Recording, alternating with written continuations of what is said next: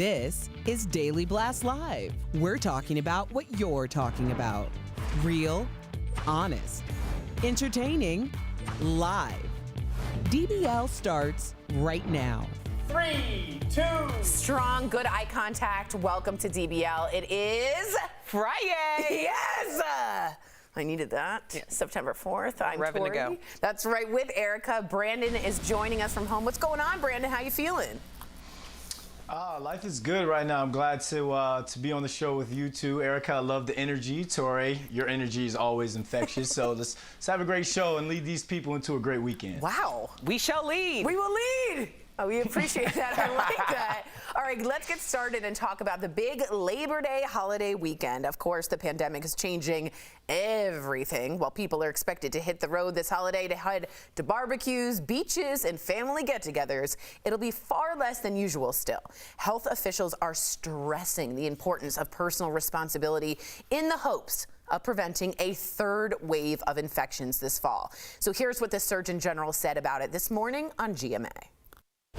I'm very concerned when you look at Memorial Day, July 4th. We hit a peak in this country on July 24th, which was about 2 to 3 weeks after the 4th of July. So we know that during these holidays, people come together for barbecues, for picnics, they travel.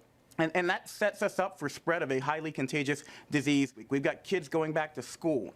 We've got flu season coming up, and we want to start off on a good note. We don't want to start behind the 8 ball. So we need everyone to follow my 3 W's. Wash your hands, watch your distance, meaning avoid crowded indoor spaces and stay 6 feet or more from people, and wear a mask when you're out in public. Here's my W. Will this work? Erica?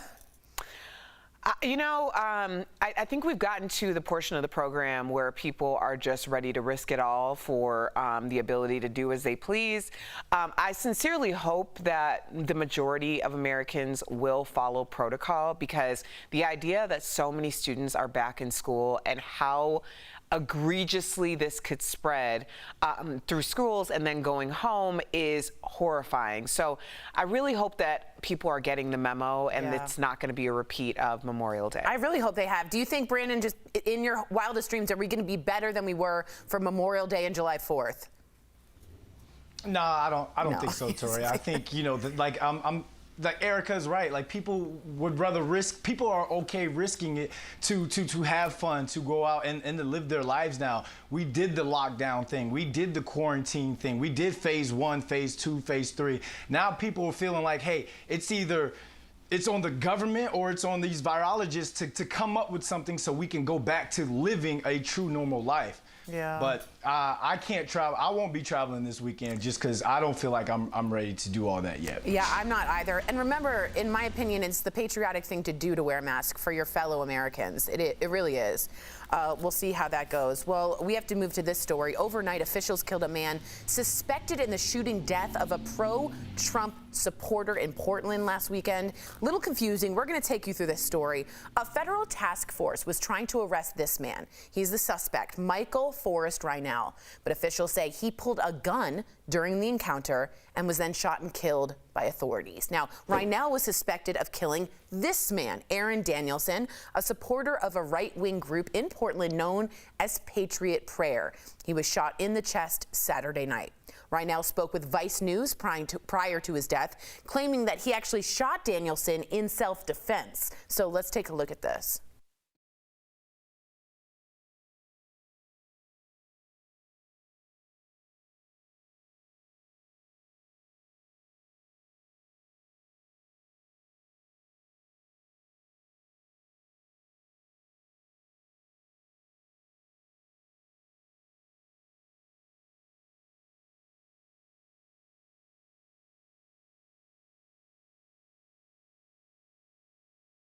Weapon or mace, and apparently, allegedly, some mace was sprayed.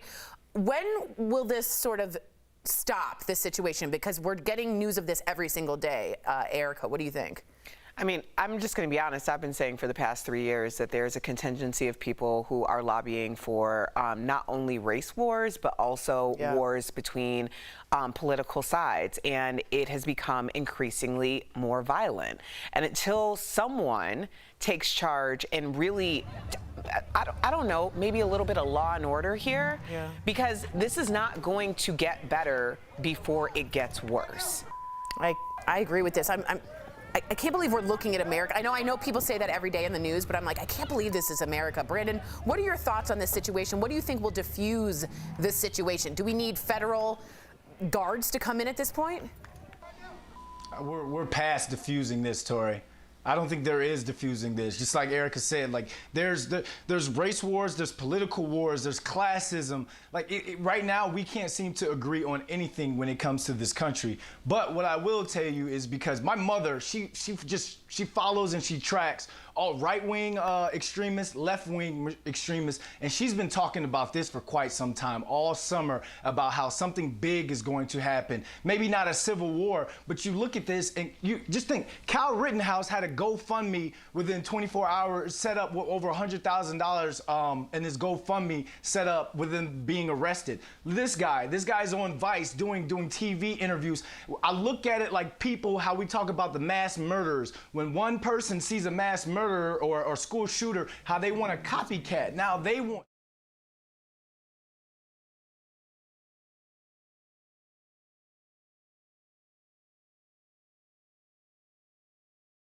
to call themselves to not only get the notoriety that they want and they seek, but at the same time sticking it to the other side. And it's unfortunate because sticking it to the other side, instead of beating them with facts or doing something to heal a community, it's taking someone's life. Yeah, it's gotten to that point now, which is insane. Every day I feel like we're doing another story about it. Please, if you're in that area, please write us in. We want to know DBL Nation firsthand sources, and you are some people we trust, and we want to know what it's like there, the temperature there for you. Well, this next story is really crazy. Okay, follow me along, all right? Eric and I were already confused. A college professor has canceled herself, okay? This is Jessica Krug, admitted, and she did admit in an online Medium post that she's been lying about her race. So she said she's actually a white Jewish woman who for years claimed to be Black and Latina, even building a professional career around that identity. It's a story that may remind you of this woman, Rachel Dolezal, who also claimed to be Black. So Jessica taught at George Washington University, great university in DC, and taught African and Latin diaspora studies, wrote books about her ancestors, teaching her music and movement and storytelling. Erica, what is your thoughts on this? Oh, I thought we were all just out here trying to be the best Black woman we could be. I am. No. I mean, this is so ridiculous. And the thing about it is, it's a lot deeper than, of course people are going to like laugh about it and make fun of it. But the truth is, not only does she proclaim, like, it's one thing that she could have just said, I decided to focus my energy and my scholars on Black history, Latin history, and just be a scholar at that. She didn't have to transition into a Black and Latina woman. And then she was calling other people out, Correct. Black people out, Correct. for not being Black enough. Correct. See, that's why I don't trust people when they start calling people out for things that you're like, why are you so concerned about the level of which I'm doing my life? Because it really is saying something about you. Like, totally you agree. don't want me to look at you, so you want everybody to turn so everybody's like not looking over here. Totally. Brandon, my favorite part, that's exactly what I think, is when apparently she'd go out to dinner, she would say, instead of plantains, she'd be like plantanos, and she'd use like a lot of accents. And she's this Jewish lady from Kansas City. Yeah, it's unfortunate, Tori. And it's one thing with the Adele with the Bantu knots. That wasn't that big of a deal to me personally. It's one thing where I had a problem with when the Kardashians started wearing cornrows and then a magazine made them trendy, calling them box braids. I had a problem with this. But I also, but this right here is something, it's a slap in the face, in a sense, because you're teaching kids, you're teaching me my history. You're teaching me and you're telling me how I should feel, how my ancestors should feel, and you're not even a part of the cause. You're not even me. You didn't come from what I come from. So I understand that she probably felt some sort of guilt, especially with everything that's going on in the world right now. And should she cancel herself? Absolutely. But I also think that we should allow her to have some sort of course and talk about why. Why? Why would you do this? You know, why? Explain this to people and on her thought process of trying to do this. And even, what have you learned about being a black woman? Sit down with Erica Cobb. Erica Cobb will teach you some of that real black girl magic that she was looking for. I'm not the I'm not the expert on all things black, but let's just be clear. She did not cancel herself, okay? She was about to get canceled because she was about to be outed. Yeah. So it wasn't exactly like, let me come clean. Totally true. And also, someone wrote, the whole article is written and included literally 0 plans to repair the harm she caused. So what was the purpose of outing herself? Just to get attention and access. Brandon, don't go away. Coming up on DBL, our medical expert, Dr. Pauly is back for another Fact or Fiction Friday. You don't want to miss it. Plus, living legend Jane Fonda gets intimate when she reveals the man she wishes she would have slept with when she had the chance. Introducing the future.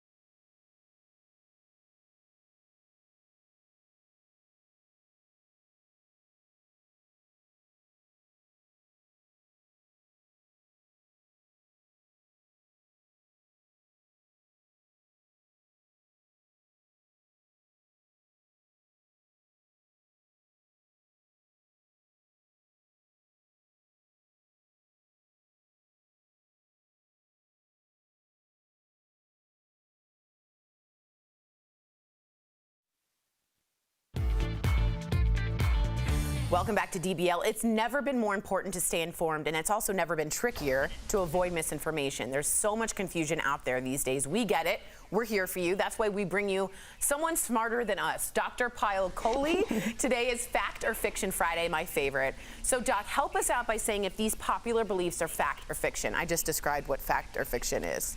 Okay. The first one is about the upcoming weekend. Since numbers are looking better, it is safe to have Labor Day parties as long as you practice proper precautions. Is that fact or fiction? So you guys know this is an easy one. This is absolutely fiction. Every single holiday that we have had during this pandemic has shown that we have a spike after the holidays because of people getting together. And in my opinion, this holiday I think is even going to be worse for a few reasons. The first is that this disease has shifted into a younger population, so now there's more likely to be those silent spreaders out there. The second is that our kids are in school, and if we want to keep them in school, we really, really have to be careful this holiday. And then the third reason we've talked about before is that the flu season is coming. As we head into fall, COVID activity is going to go up. So we have to be extra careful, make sure we're not part of the problem, but part of the solution. Stay patriotic. Stay at home, y'all. Well, here's the next one. COVID-19 can affect your heart even if you did not have symptoms.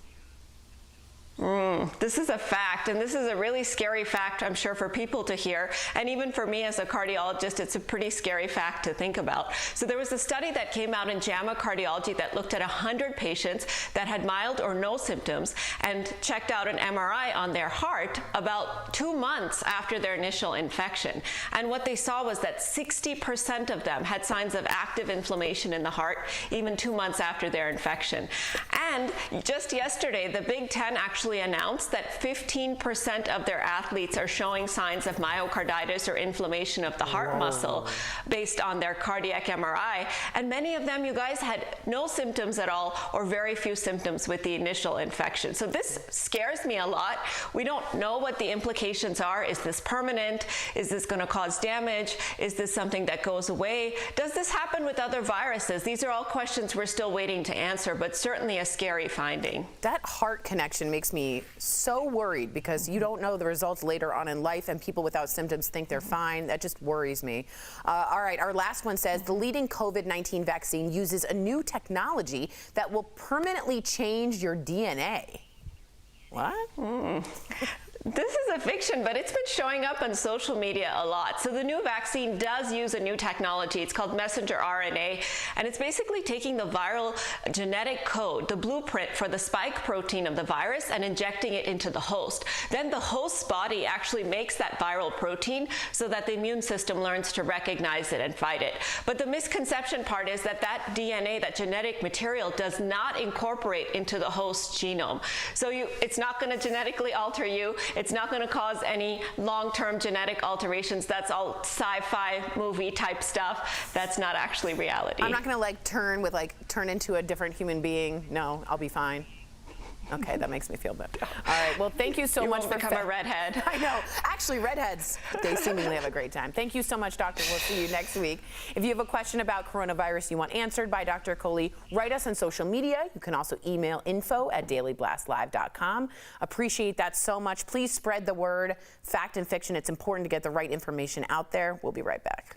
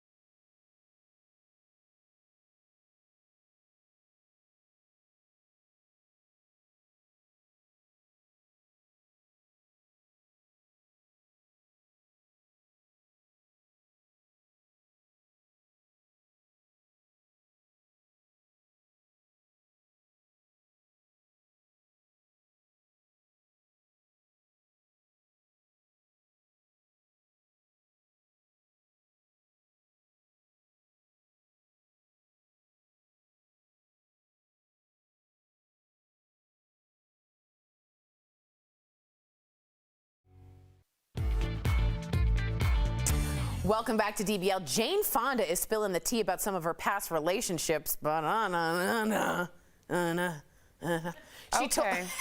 told the New York Times her biggest regret is not having sex with Marvin Gaye. That's all of our biggest regrets. Jane says he propositioned her, but she was married at the time. Jane also called Marlon Brando a great actor, but disappointing in bed. Whoa. She compared her ex-husband, billionaire CNN founder Ted Turner, to Donald Trump, saying there are certain things she understands about these kinds of men. What do we think about the dish on the past relationships? Brandon, you've been in many. What do you think about dishing on those relationships? Is this rude?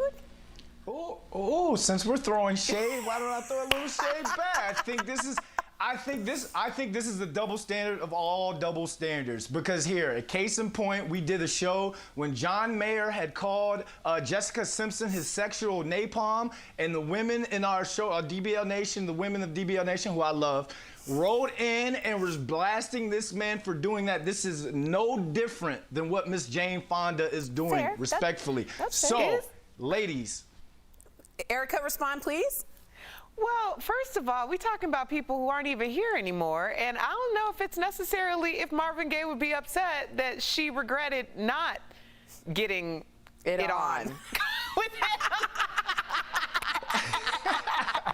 No, I'm talking about Marlon Brando. I'm talking about Marlon Brando, though. I understand, but he's not here to defend himself. He could have been like, oh, it was a weird night. It was cold that night. I had a lot to drink. He's not here to defend himself. What a guy. One person's trash is another person's treasure, so always keep that in mind. Yeah. I have, this is when I first started in radio. I don't know why I'm even saying this right now. So I was very much in a committed relationship, and there were a lot of artists that came through, and I would always be like, man, I am so glad I am in a committed relationship, because I might have been swayed by one of these people. And I always think about that, like, if I wasn't in a committed relationship, would I have been swayed by one of these people? Do I regret not being swayed by one of these people? We call it the Patrick Swayze. You got to figure out where you would have been swayed. Yeah, I'm going to think about it when I'm 80. It's a if it were, it could have been, right? Right, just like, it's an experience. Jane Fonda. I don't know why I'm saying this right now. I just say things like I'm not on television. But she is. Go ahead, Isn't that why most couples have hall passes for that very reason? No. Hall passes are not a thing, because when hall passes first came up was my first year in radio, and let me tell you how fast all my hall passes got taken. Now, I have to say that one woman who's dating Brad Pitt, and she's married, she got her hall pass. Happy for her. We'll be right back. Promotional consideration is brought to you by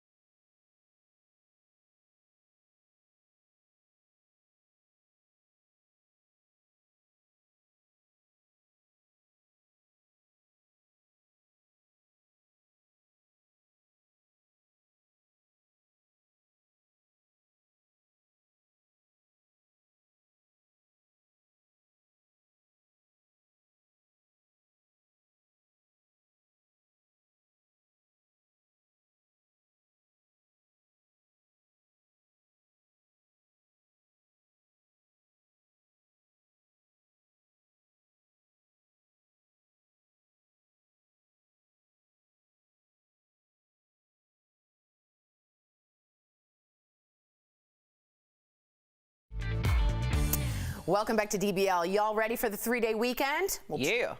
Yeah. Travel will look, I like that. Travel will look a lot different this year with the majority of people flocking to the same city. So we're going to chat about it in today's DBL Drive. Give me that energy. Sponsored by who, y'all? CarShield. That's right. According to the travel planning app TripIt, Las Vegas, Denver, and Orlando are ranked as the top 3 most booked cities this Labor Day weekend. Wow. Trips to Orlando and Phoenix are up compared to last year, despite being hot spots for COVID-19 cases and being incredibly hot in temperature. However, flight bookings are only a third of what reservations were last year. Remember, several states still have travel restrictions in place, so make sure you check before you go on your plans. When it comes to traveling, get peace of mind. Get an auto protection plan with CarShield. CarShield protects their members from the high cost of auto repairs. Call 1-800-505-9619 for a free quote. I'm not real keen on this. Because of Denver? Yeah. We're here in Denver, if you don't know. Why y'all coming here? Yeah, go away. Shoo shoo. Shoo shoo shoo. Shoo shoo. Shoo shoo. If you come here, though, you best be wearing a mask, okay? Maskavist Erica Cobb. Brandon, we love you. DBL's new every day. We'll see you same time, same place tomorrow. Bye, guys. On Monday, excuse me. Bye, guys.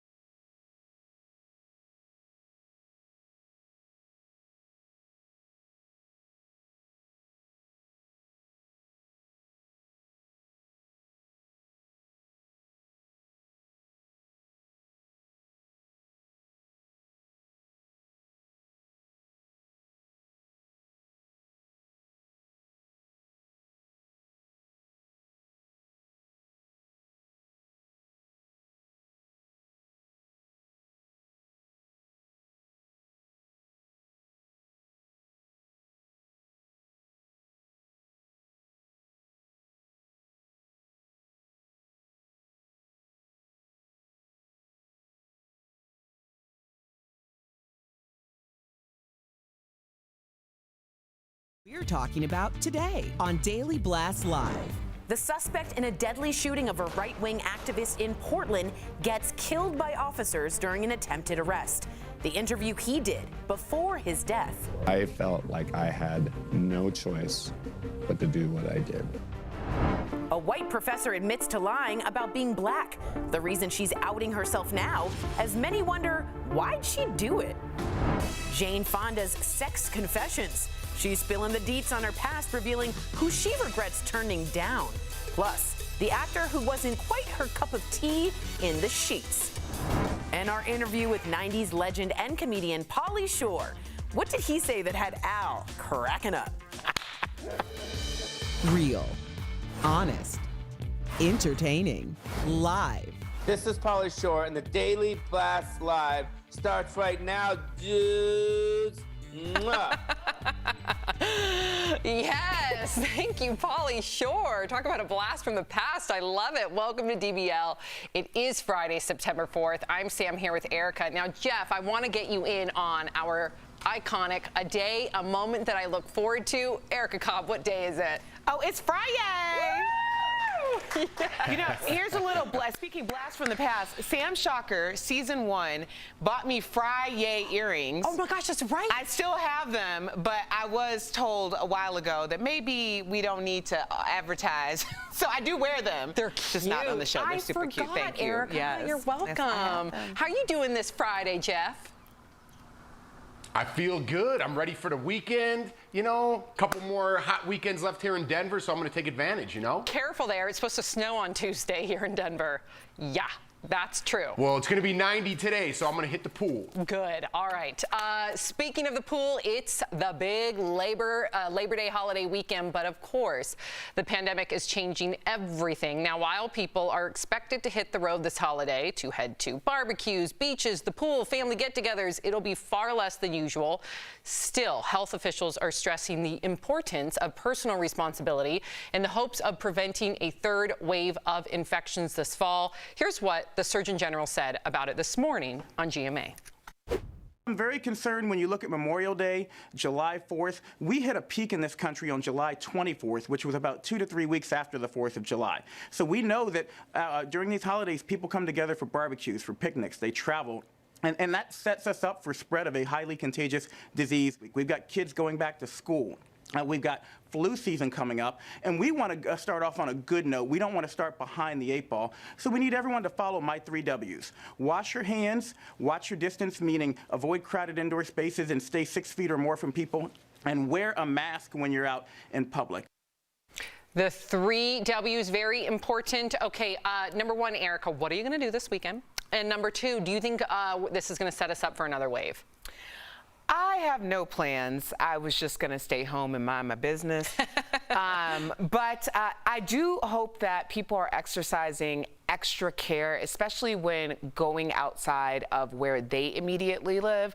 I understand a lot of people want to travel to places that might be less affected, but don't be the cause of a peak in those areas. So just do your due diligence. Well said. Jeff, I know you're hitting the pool today. Are you going to be hitting the pool on Monday as well? We'll see, Sam. Like, I do want to preface that our pool here where I live, you have to sign up for. There's only a limited amount of people allowed in that pool. So nothing changes here for me. We're going to barbecue. It's my second son's birthday. He's going to be 2 this weekend. So we're going to go to the zoo and celebrate that. So, oh my yeah, God, it's crazy, Leighton huh? is So 2? that's going to be good. Yeah, he's going to be 2 on Sunday. Mind blown. I know, right? We did the gender reveal on the show. With his kids. It's crazy. I cannot believe Leighton is 2. Happiest birthday to him. Yeah, and I think we're just going to lay low as well. That's just kind of what you do now. I'm getting used to it. I fully acclimated. Okay, so this next story, a lot of you have an opinion. Overnight, officials killed a suspect in the shooting death of a pro-Trump activist in Portland. A federal task force was trying to arrest the suspect, Michael Forrest Reinell, but officials say he pulled a gun during the encounter. He was then shot and killed by authorities. Reinell was suspected of killing this man, Aaron Danielson, a supporter of a right-wing group in Portland known as Patriot Prayer. He was shot in the chest Saturday night. Now, Reinell spoke with Vice News prior to his death, claiming he shot Danielson in self-defense. Take a look.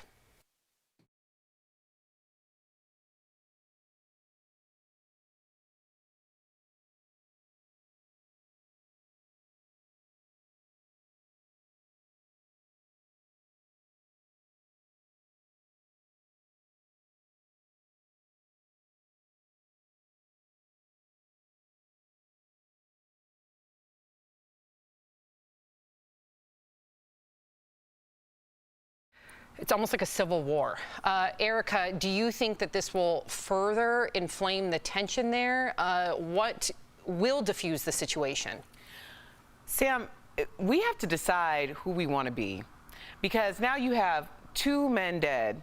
It doesn't matter what you thought about them, their politics, their ideology. You have 2 people who are dead. And who won? Is there a winner here? No. And we need to ask ourselves, like, what are we fighting for, and how are we doing this in a way that is going to create a better world for anyone? For anyone. Like, are we really going to take to the streets and militia? Like, are we really going to continue to do this and see where it goes? Because it's going to get worse before it gets better. Yeah, and Jeff, before you chime in, because I'm getting a lot of comments from DBL Nation, I always want to involve you. Trey, to Erica's point, far left extremists, just as bad as far right extremists. I don't care what side you're on. At the end of the day, violent riots should not be tolerated, period.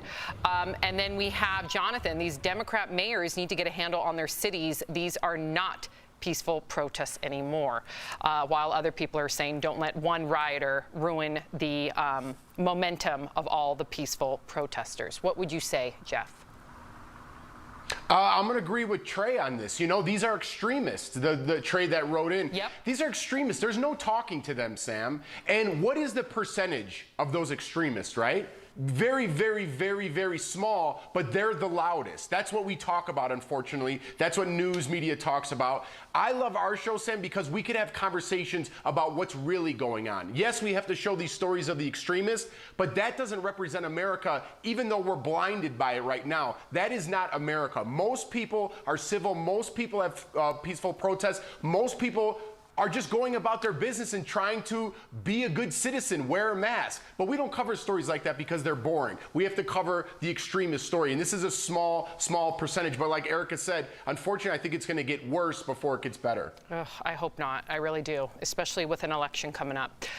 Okay, so this next story is absolutely crazy. A college professor has canceled herself. Jessica Krug admitted in an online Medium post that she's been lying about her race. She said she's actually a white Jewish woman who for years claimed to be Black and Latina, even building a professional career around that identity. It's a story that may remind you of this woman, yep, Rachel Dolezal, who also claimed to be Black. Now, Erica, I dove into this woman, just her psyche. I was wondering, you know, where did this come from? She claims when she was young, she had a very traumatic experience. She suffered a lot of abuse, and from a very young age, she almost invented this not almost, she did invent this alter identity. And she just didn't know how to get out of it. Now, she, of course, we should just preface this, says that she's a coward, admits what she's doing is wrong, and wants to free herself of that burden of being a liar all these years. What would you say to that? Well, I thought we were all just out here trying to be the best Black woman we could be. Yeah, you know, it's interesting. First of all, in terms of the trauma, I don't want to joke around about that because I think that there are a lot of people who are living identities they created for themselves to run away from trauma. That is actually more common than people think. But with what this woman did was she didn't just immerse herself in studies. She actually took on the role of a Black woman and then shamed other Black people for not being Black enough. Wow. So how many opportunities did she take from someone who actually should have had them, as opposed to someone who was perpetrating this reality that did not belong to her? I also find it interesting that everyone keeps saying that she's decided to come forward. No, she was about to be outed. There were 3 scholars, yes, who got together so that they could support each other, and they had done their research and investigated her. I found some of the things to be quite suspect myself, because when she was talking about what she got from her grandmother in terms of like music and movement, I'm like, Big Mama wasn't telling me about music and movement, okay? Big Mama was telling me how to move in the world as a Black woman, and that's something that you get from your Big Mama, not necessarily like how to move. So I thought a lot of it was very stereotypical, and the way that she decided to just show herself in the world. But I don't know. This is crazy. This is crazy. I'm sorry. It's crazy. Yeah, and Erica, I didn't know the part about her almost being outed. Jeff, that changes everything for me. That's according to Black Twitter. Yeah. But that is Bible law. But Jeff, can you wrap your head around this? No, I think Erica hit it on the head when she talked about like she was almost outed, and I don't think she should be teaching Black studies. You're taking a job actually from somebody else. Listen, I'm not trying to be a Black man, but if I was, I'd be Erica Cobb's dad. I'm just telling you right now. Why are so obsessed with my dad. And whoa, I'm obsessed with your dad too. But what have I said, Erica, over and over again? And believe me, and I say this with empathy. I always say I want to be Erica Cobb, and I know that comes with everything that you've had to endure as a black woman in America. I know that, and I understand. I'll never understand. But I look at you, and I'm like, oh my God, she's just so cool and pretty, and smart, and so. Let me just take a moment. Roosevelt. I'll be Erica. Let him be Roosevelt. Let me just take a moment and talk about what I am going to call appreciation. And I appreciate even having and sitting in the seat and having this conversation, honestly, all jokes aside, because growing up, I never saw a moment like that.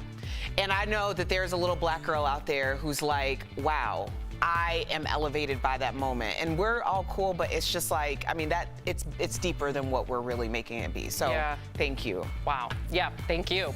Jeff or Roosevelt, do not go away. Coming up on DBL, our medical expert, Dr. Pauly, is back for another Fact or Fiction Friday segment. You do not want to miss it. Then it's Flashback Friday with Al interviewing Pauly Shore, from rebooting his iconic films to behind-the-scenes secrets from his new movie, Guest House. You better believe Pauly's going to talk about it all. Introducing the future.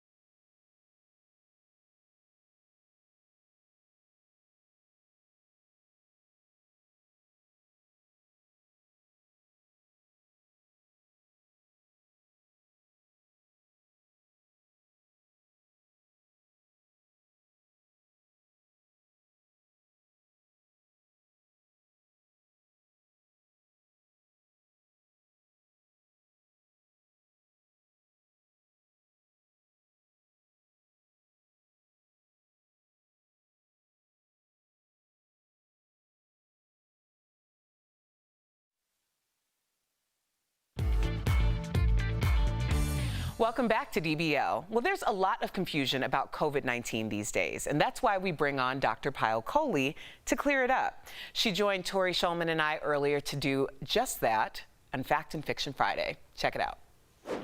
Today is Fact or Fiction Friday, my favorite. So, Doc, help us out by saying if these popular beliefs are fact or fiction. I just described what fact or fiction is. Okay. The first one is about the upcoming weekend. Since numbers are looking better, it is safe to have Labor Day parties as long as you practice proper precautions. Is that fact or fiction? So you guys know this is an easy one. This is absolutely fiction.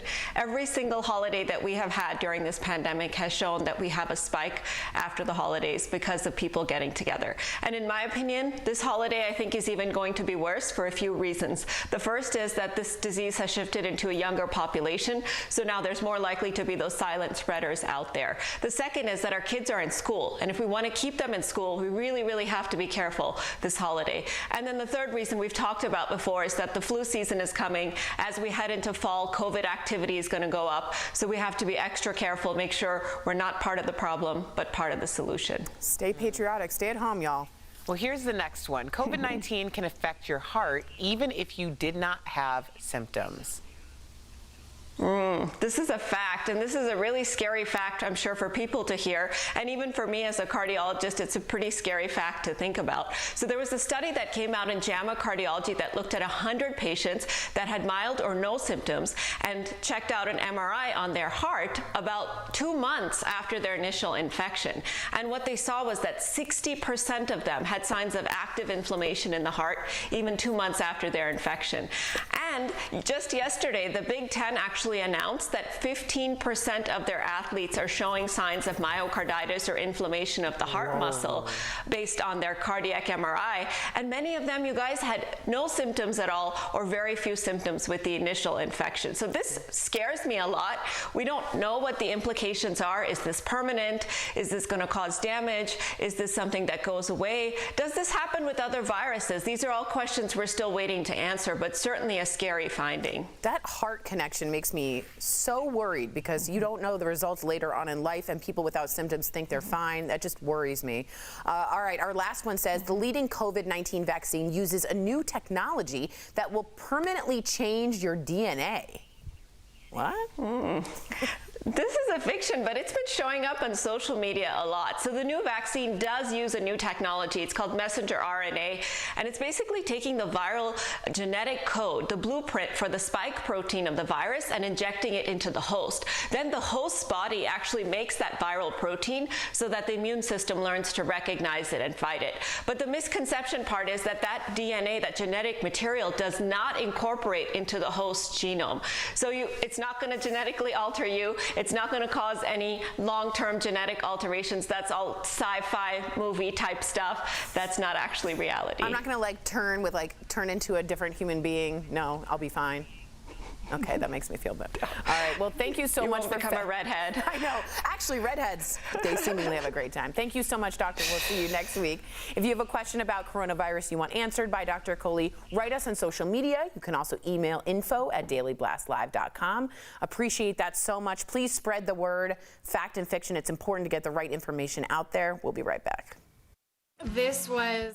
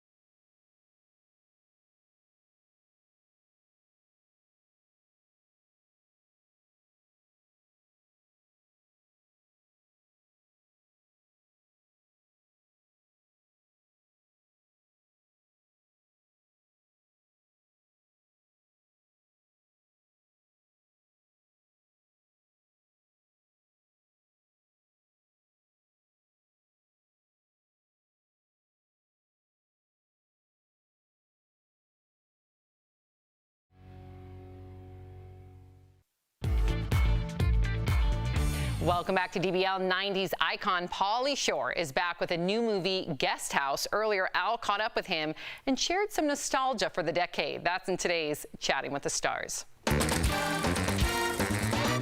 Pauly Shore, my man, welcome back to DBL. What's pandemic life been like for you? Just tell us, how are you holding up? You know what? Life is about shifting. You know, life is just, hey, one day tragedy, one day happiness, one day you can't go outside, so you moan, get pissed, and then you just shift and you're like, you know what, I'm just gonna embrace this time and we'll get through it. Pauly, your name, Pauly Shore, is just synonymous with the 90s on up until today. What do you miss most about the decade, the 90s? I think that the innocence and the, more carefree, but just like a handful of places where you can get your content. There was something really nice about just going to one channel, MTV, to see the music, and everyone went there. It was very specific, and now it's like jambalaya everywhere. That's true. Now, jambalaya is delicious, but I completely agree with you, man. It's all entertainment scattered, so it's hard to find the stuff you like. Now, speaking of entertainment, one of my favorite movies, Encino Man. You teach Brendan Fraser's character the ways of the world. Flamage. How would you describe our current world to a caveman? Well, the caveman, I think, is not going to care so much about the virus because he's a caveman, so tell him to wear a mask, he'll probably eat it. I would just tell him, yo, you got to stay inside and rub your sticks inside, bro. You can't go outside. We are on the 25th anniversary of Biodome. Trick or treat! People have been wondering for a long time, wondered about a possible sequel. I've been hearing this forever. Can you clear this up for us? I think it's up to the fans to continuously hit up MGM, who owns the IP of Biodome. If they get bombarded enough, they will. You look at things like Bill and Ted's Excellent Adventure, 30 years later? So why can't you do Encino Man 2, 25 years later? So, I mean, a good thing's a good thing, right? Oopsies! Your new movie, Guest House, looks hilarious. It looks like it's going to be a good time. And you have Steve-O, who's a friend of mine, as your co-star. How crazy did it get off screen? Like, what didn't we see? My character plays Randy Cockfield, and I'm a collector of old artifacts. So one of the artifacts that I collected was Tommy Lee's sex swing. I found it at some swap meet or something, So Bobby Lee's character, because we were improvising a lot, he actually got stuck in the sex swing. And he was screaming. I thought it was he was acting, but he's screaming, no, stop, stop, stop. And then we had to get him out because his little legs got stuck in the sex swing. I feel you on that one, Pauly. There is no better ending to an interview that I've ever had, and I just want to thank you on behalf of DBL for stopping by and saying what's up to us. Guys, we'll be right back. Promotional consideration is brought to you by When You Fall.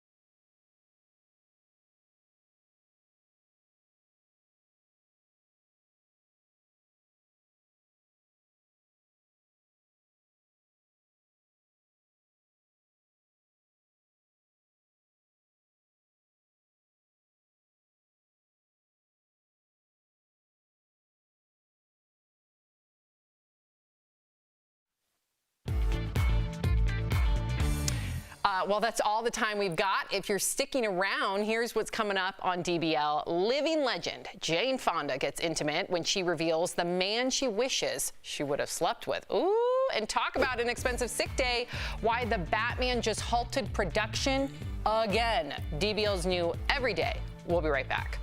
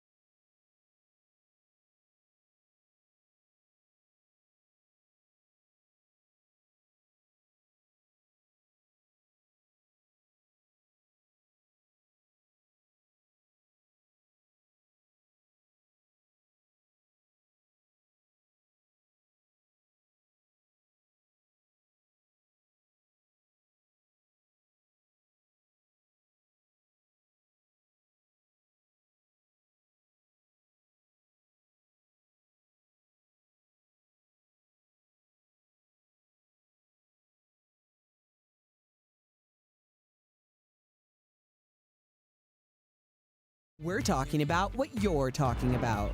Real, honest, entertaining, live. DBL starts right now. 3, 2. Oh, thank you, Chris. Welcome to DBL. I'm Sam here with Erica. Jeff joining us from home. Let's get to it. So Jane Fonda is spilling the tea about some of her past relationships. She told the New York Times her biggest regret is not having sex with Marvin Gaye. Okay. Jane says he propositioned her, but she was married at the time. Jane also called Marlon Brando a great actor, but disappointing in bed.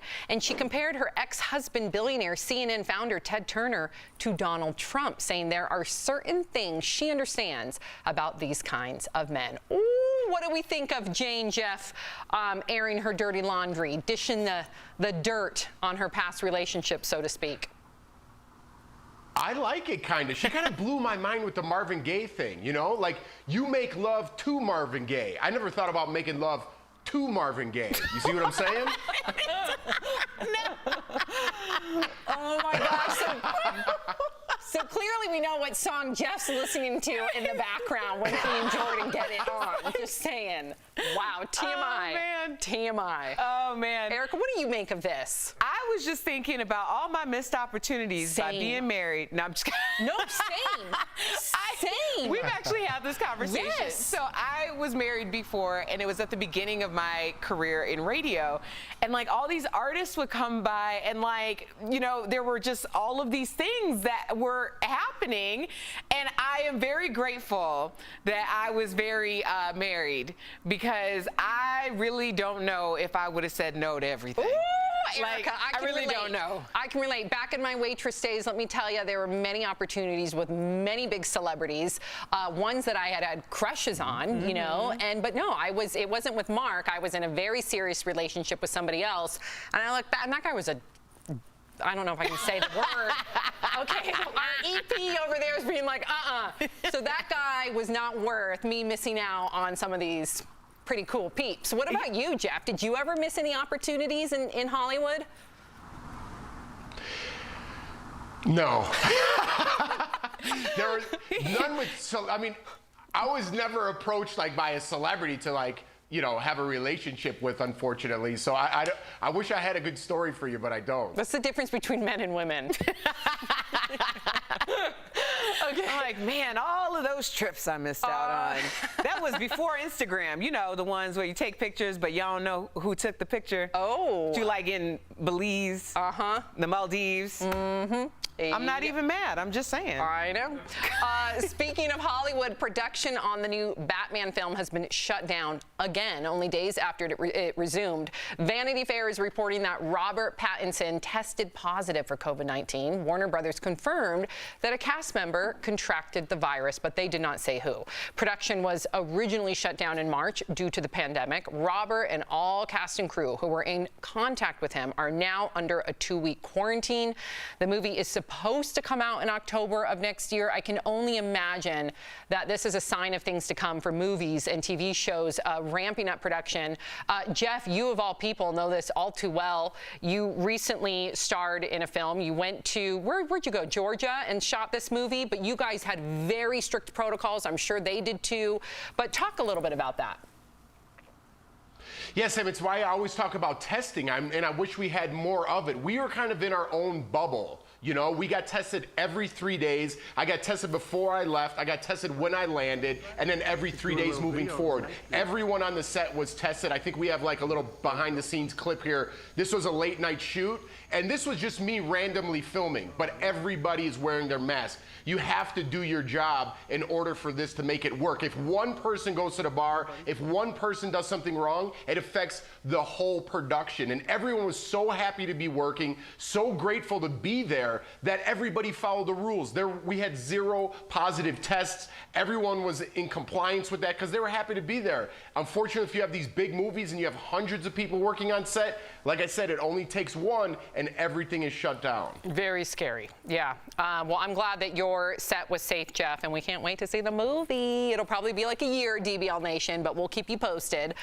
Okay, so Dr. Dre's divorce from his ex, Nicole Young, well, it's getting messy. Nicole is now asking the court for $2 million a month in spousal support, plus $5 million to cover her legal fees. She claims Dre kicked her out of their LA mansion in a drunken rage, and she's been living in their Malibu beach home that Dre is now actually threatening to sell. Court documents claim Nicole played an important part in Dre's career, and she should enjoy the same lifestyle as she did before the split. The two, by the way, were married for 24 years. That is a long time.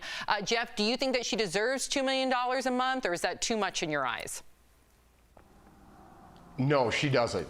Did she come up with the idea of Beats, or did Jimmy Iovine come up with it, then do it with Dr. Dre? Sam, I want to throw this back to you. I'm saying this is outrageous. That's way too much money. But you always say the wife deserves it. In this case, does she deserve that much money? I don't always say that the wife always deserves it. I think you have to look at each individual situation, whether it's, I mean, look at Britney Spears' situation too with Kevin Federline. So it may not always be the male giving his partner.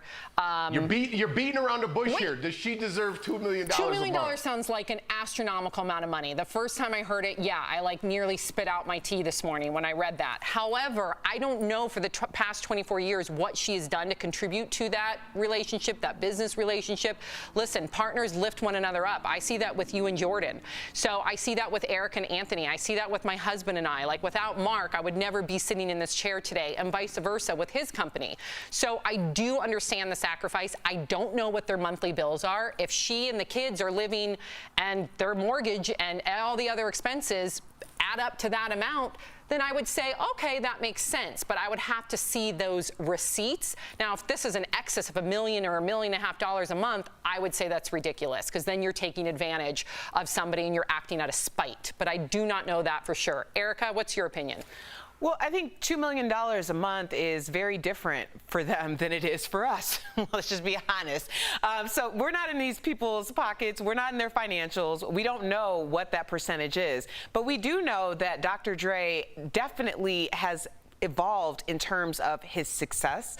And when you've evolved after you've married someone, then that becomes a partnership. And when you're in a partnership, you're only as strong as your weakest link. So if something were to happen between myself and my husband, and I had created a tremendous amount of success in the time that we were together, I would anticipate that he would receive half of that. The same way that it would go vice versa. Because I'm telling you now, you cannot, like, you can be so intentional about who you spend your time with and make that commitment with. Because whoever it is, you can do bad by yourself, but you could grow empires together. Ooh, power couples. Did that convince you, Jeff, before we move on? Where do you get to 2, though? Huh? Maybe that's their expenses. But where do you get to 2? If I told you, I'm going to give you $1 million a month for the rest of your life, no, I want 2. But what if it's not I just said 1. But if you're saying $1 million, but then all of your monthly expenses add up to $900,000 a month, then what's $1 million going to do? We don't know. But how many baths are you taking? What do you mean $1 million a month? That's crazy. Well, it is crazy, but we don't know their livelihood. But Jeff, to your point, Jeff, if we were to see some sort of a worksheet, is that what you call it? Like a worksheet, a Word document, a financial statement? Their financial statement. Thank you. And yeah, there's an excess, Word like I said. I know, I still have a Yahoo account. I get it. You know what? I'm moving on. I'm done. Dr. Dre, by the way, $800 million. He was last cited. That was his worth by Forbes magazine in 2019. 800 mil. Woo. Okay. Before Brie Larson was an Oscar-winning actress and Captain Marvel, she was struggling to make it. In part 2 of her audition storytime series on YouTube, Brie lists some of the biggest roles that she did not land. Watch. Juno, 13, Brink, Smart House, Tomorrowland, Pitch Perfect, Into the Woods, Youth and Revolt, Peter Pan, Halt and Catch Fire, The Big Bang Theory. Oh my gosh. It's a lot of heartbreak, folks. Oh, we know it. Brie also says she turned down playing Captain Marvel twice. That's crazy because she worried the role was too much for her. Okay, so, wow. Yeah, we've all lost out on many, many, many roles and opportunities. Jeff, what was your biggest job that you did not get? Like your biggest entertainment gig? Listen, I'm in the complete opposite boat. I take everything. Someone's like, hey, man, do you want to peddle this gum? I'm like, sure, I'll take it. Yeah, just but for free did you gum? not book? I'm in. So every audition you've gone on, you booked? I didn't book everything I went out on. I didn't book. So then, I don't know. I didn't even know what it was for. I just showed up. You didn't know what it was for, Jeff? That explains your hot tub music video. That explains that. I landed that one. Do we have the hot tub? Hey, Arash, if you can get the hot tub by the time we're done with this, please put up the hot tub. Oh my God. Erica, did you have any big roles? I literally came down to me and two other hosts for Wipeout, and I would have loved to have been Wipeout. Yeah, the Wipeout, it went to Vanessa Lachey. So it was the second host of Wipeout. It was her, myself, and one other girl. And yeah, we got to see the contract and have the contract signed and ready, and then it went to Vanessa Lachey. Oh, that would have been incredible. Part. I know, and I would have loved it. Never look at the contract before. I know, Erica. What about you? I was in the 3rd round of an MTV show that they were trying to cast a radio DJ on. So they asked me to audition, and the 3rd round, like, I was so green. I started speaking in tongues. Like, I am not even. Been there. I was sweating. I know. Then I started like tearing up. It was just horrific. And then the casting director actually sat me down to be like, okay, first calm down. Oh my gosh, how embarrassing. Like, so embarrassing. And he's like, you know, it's just that the people that are competing for this job against you are just more experienced. So he's like, why don't you get some experience and then come back? And I did. 10 years later, I did. No. Okay, Erica, boom. There you go. Yes. Never stop trying. Yes. Do we have Jeff's hot tub video? Not yet, but we're going to work on it. Jeff, stick around. Coming up on DBL, we're showing you some of the... What, Jeff? What? Hold on. What? If you're going to get my video, make sure you get Sam's video of her closing the door with her hip. We have to be fair. And Erica's video, too. I didn't even say Erica, don't put me in this. Yep, guilty by association. I am very innocent. Yes, you are. We're showing you some of the hottest, most extravagant new celebrity pads that are making us all green with envy. Don't go away.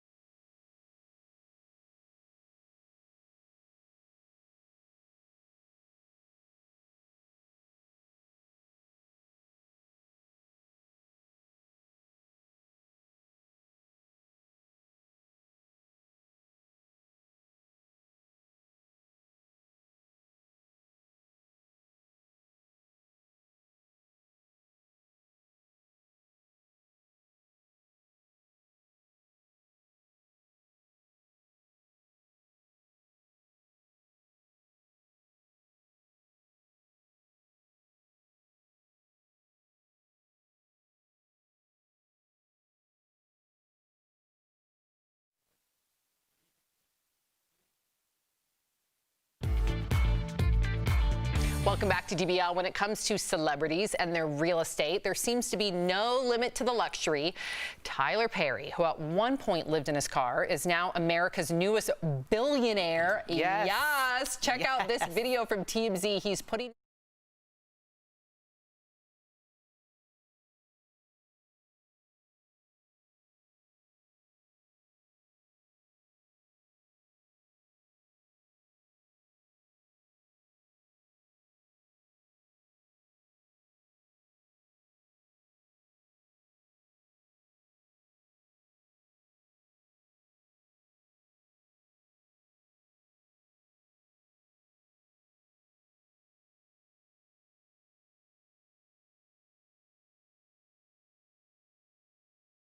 get lost. That's a lot of house. Yeah. I don't care what it, but I mean, also he clearly multi-purposes things. So obviously that it's going to be used for more than just his residence. But that's a lot of house. Too I'm much not house, mad at it. but too much for me, Jeff. Too much for you?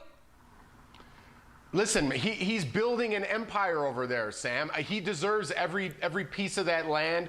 I love Tyler Perry for the man that he is. He built that castle. He built that paradise that you could only dream of. So good on him. I would say most of the time, Sam, that's too much. But for Tyler Perry, good on you, buddy. Yeah, but what about you? I asked you. Is it too much house for Big Jeff?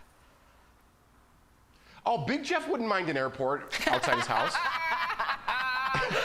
Gotcha. Okay, so Tyler Perry's not the only celeb with jaw-dropping digs. And if you're in the market, this one's up for sale. Iconic fashion designer Tommy Hilfiger is selling his hot Miami oceanfront estate for a cool $24.5 million.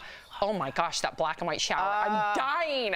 Okay, just whoa. the design. Yes, check this out. The crazy, vibrant, and art-filled mansion sits on a private beach. It has 7 bedrooms, 8 baths, a cinema, 2 large guest apartments. Oh my gosh, that car. Apparently, Tommy Hilfiger was inspired by Elton John's LA home and asked his designer for part art gallery, part 60s, 70s disco madness. That art gallery, yeah, it's got pieces by Andy Warhol.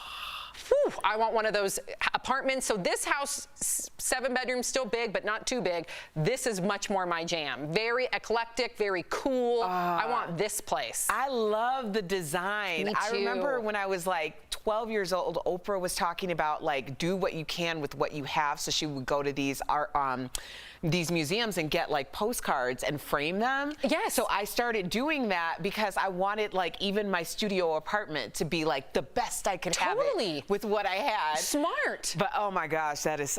Yeah. What's your like? I've been framing Sophie's artwork. I've been framing like really cool prints and coffee table books. So it costs $8, Jeff. And what do you do at your house? Anything like that? Wait, what? Oh my God. Wow. Jeff, but see, here's the thing. Yeah. Jeff actually not only decorates. What like, do you mean? There's not one item in that kitchen. No, Jeff, no. your Jeff's kitchen house. is stark. I have seen Jeff's. First of all, Jeff is an incredible interior decorator. That is his secret thing. Okay. Okay. I did all that. Yeah, you're right. That's all Big Jeff. I take it back. It's incredible what he's done. I know, and he it looks paints great. and everything. It's Look annoying. at my paintings. I know. Look at my paintings. Yeah, I see. We'll be right back. Hi, I'm Lori Grenier, an inventor and entrepreneur.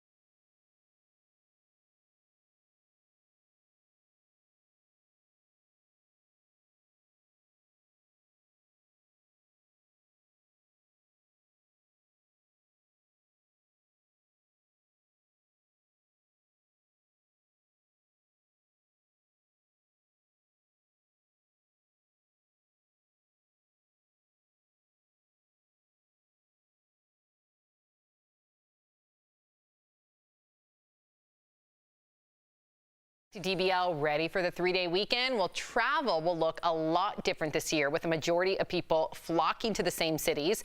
We're chatting about it in today's DBL Drive, sponsored by CarShield. So according to the travel planning app TripIt, Las Vegas, Denver, and Orlando are ranked as the top 3 most booked cities this Labor Day weekend.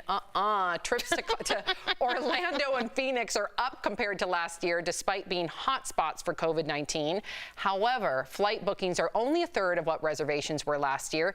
Remember, several states still have travel restrictions in place, so check before making plans. When it comes to traveling, for peace of mind, get an auto protection plan with CarShield. CarShield protects their members from the high cost of auto repairs, so call 1-800-505-9619 for a free quote. Yeah, we're here in Denver, to the viewers that may not know. I know, Erica, give me some more of that eye blinking action. Yeah, we don't need your COVID cases here. I'm saying, I'm like, we doing good over here. We doing okay over here, okay? So if you come in here, just make sure you mask up. Yes. Because we masking, okay? We are masking. We are walking in the streets very cordially. Social distancing. We are waving to our neighbors. We're doing all the things in Denver. So if you're going to come here, you got to live like Denverites for however long you here. Yes, don't come and be talking about your rights to not wear a mask. You ain't got the right. Not here, you don't. We'll be right back. Promotional consideration is brought to you by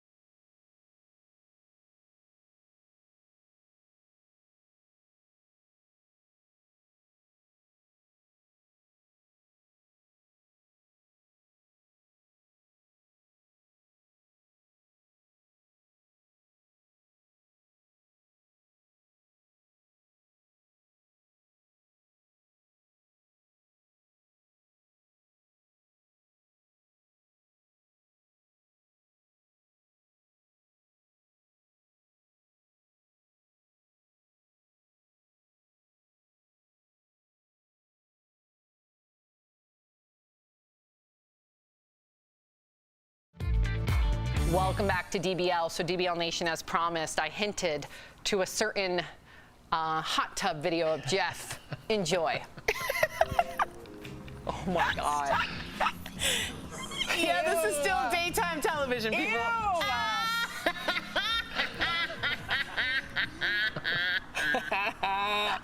Ew. Wow. Oh my God, Jeff. So you didn't know what you were auditioning for that one, I would imagine. I told you, I take everything, Sam. Yes, you do, apparently. Clearly. Yeah. Oh, wow. Well, look, listen. Those were some sweet moves, but you know who's got the moves is you, Sam. Let's roll this one. A sweet ride deserves TLC all the time. But you want to be driving, not waxing, washing, and shining. Hi, I'm Sam Shocker. Oh my God, that is so weird. That is so annoying to me. Why? That was for Valvoline Eagle 1. Hey. I love that you also said your first and last name so nobody could ever be like, is that? No one knew who I was. That was like 15 years ago. That was so long ago. I was their spokesperson. Erica, you're so lucky you got away. No, I was born yesterday. We have one for Erica later on. Thank you, Jeff. DBL's new every day. We'll see you same time, same place Monday.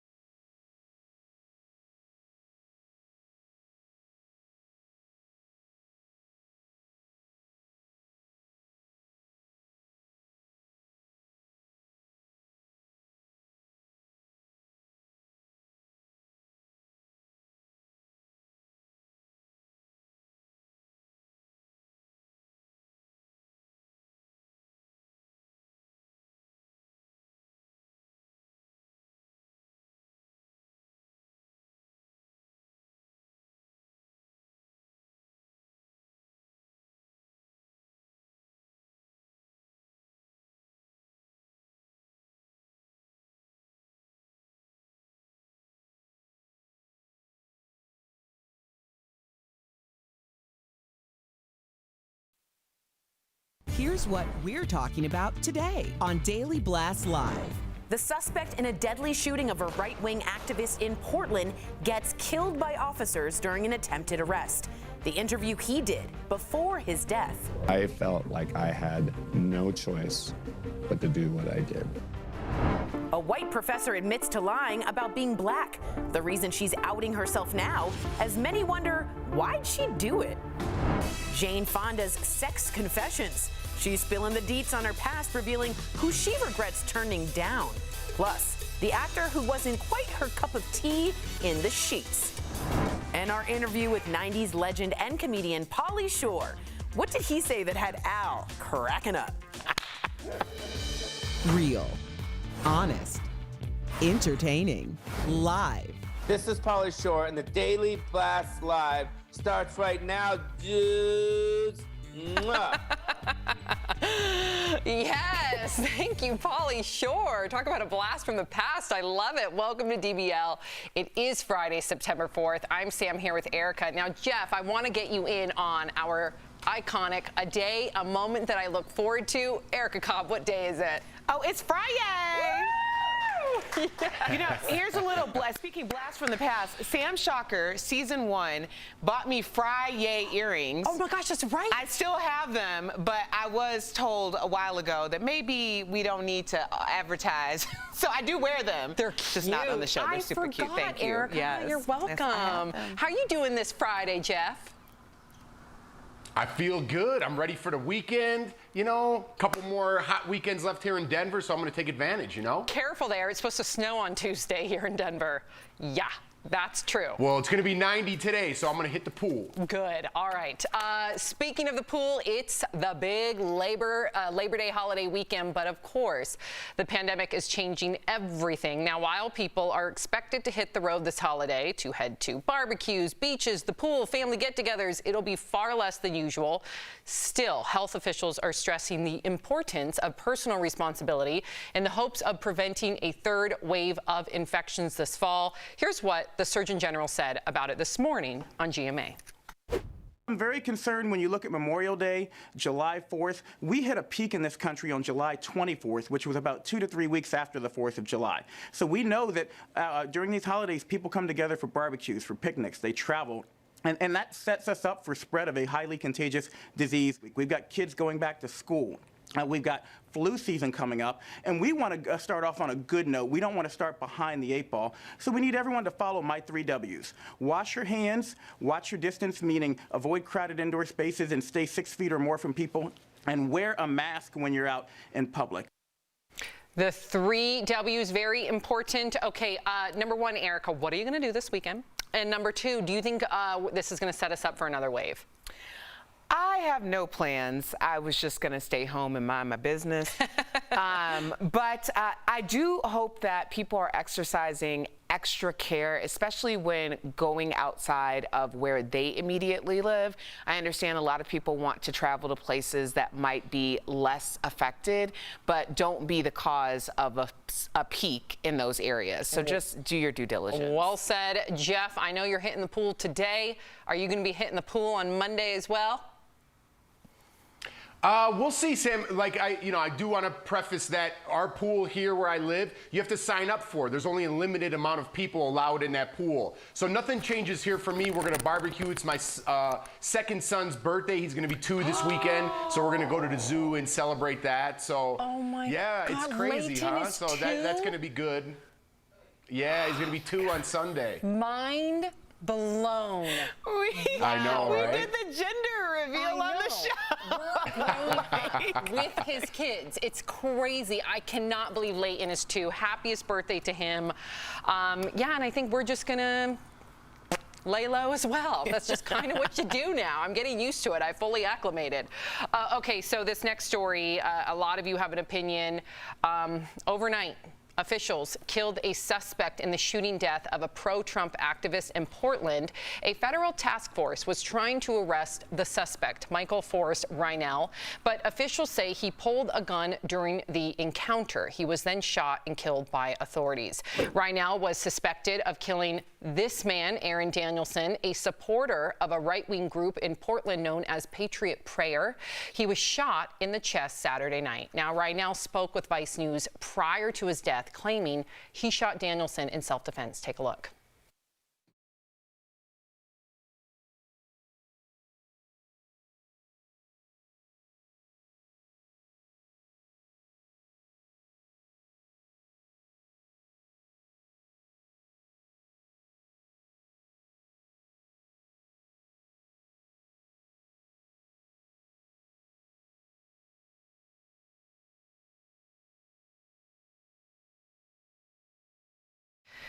It's almost like a civil war. Erica, do you think that this will further inflame the tension there? What will diffuse the situation? Sam, we have to decide who we want to be, because now you have 2 men dead. It doesn't matter what you thought about them, their politics, their ideology. You have 2 people who are dead. And who won? Is there a winner here? No. And we need to ask ourselves, like, what are we fighting for, and how are we doing this in a way that is going to create a better world for anyone?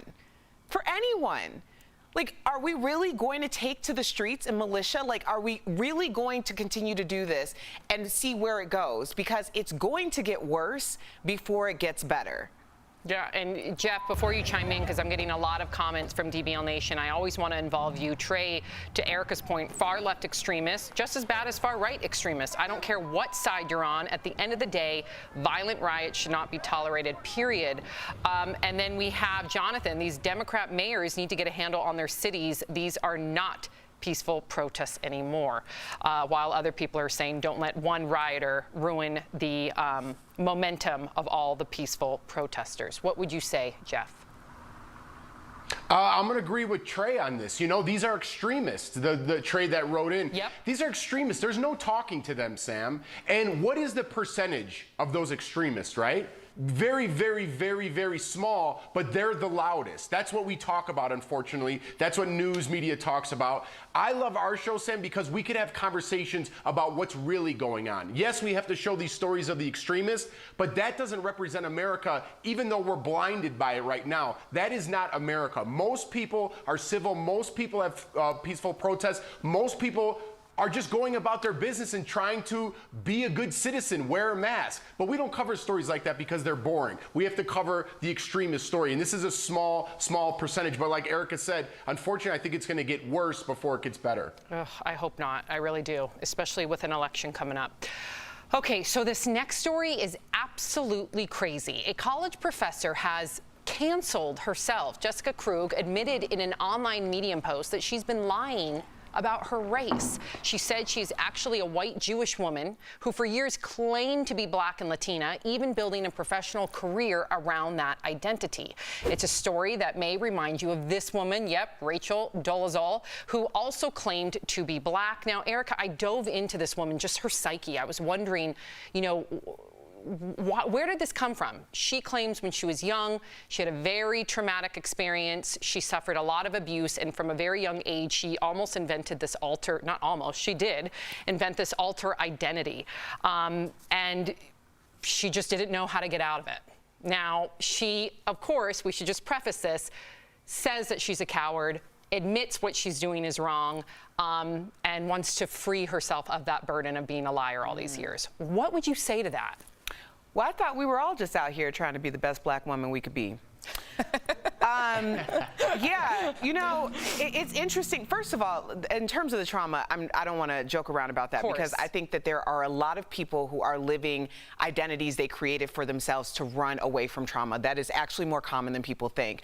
But what this woman did was she didn't just immerse herself in studies. She actually took on the role of a Black woman and then shamed other Black people for not being Black enough. Wow. So how many opportunities did she take from someone who actually should have had them, as opposed to someone who was perpetrating this reality that did not belong to her?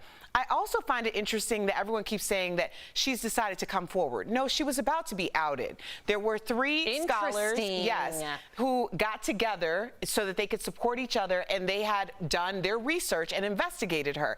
I found some of the things to be quite suspect myself, because when she was talking about what she got from her grandmother in terms of like music and movement, I'm like, Big Mama wasn't telling me about music and movement, okay? Big Mama was telling me how to move in the world as a Black woman, and that's something that you get from your Big Mama, not necessarily like how to move. So I thought a lot of it was very stereotypical, and the way that she decided to just show herself in the world. But I don't know. This is crazy.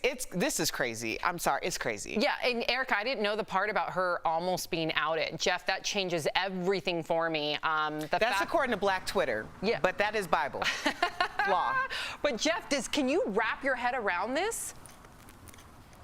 No, I think Erica hit it on the head when she talked about like she was almost outed, and I don't think she should be teaching Black studies. You're taking a job actually from somebody else.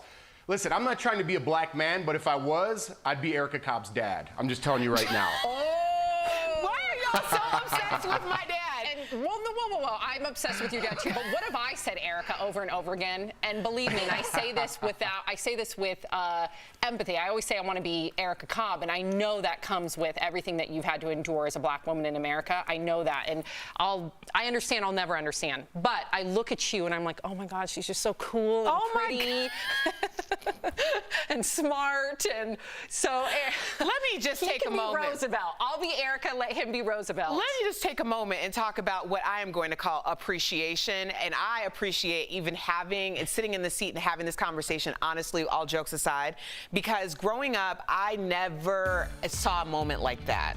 And I know that there's a little Black girl out there who's like, wow, I am elevated by that moment. And we're all cool, but it's just like, I mean, that it's deeper than what we're really making it be. So thank you. Wow. Yeah, thank you.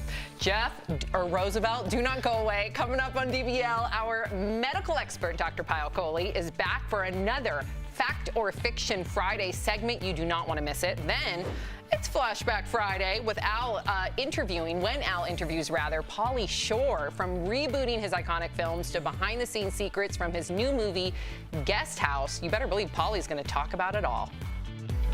Introducing the future of fitness.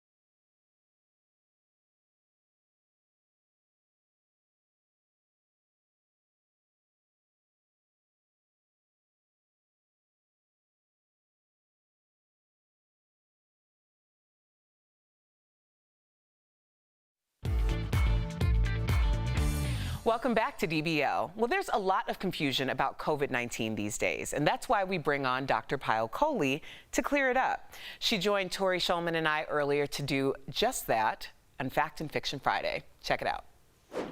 Today is Fact or Fiction Friday, my favorite. So, Doc, help us out by saying if these popular beliefs are fact or fiction. I just described what fact or fiction is. Okay.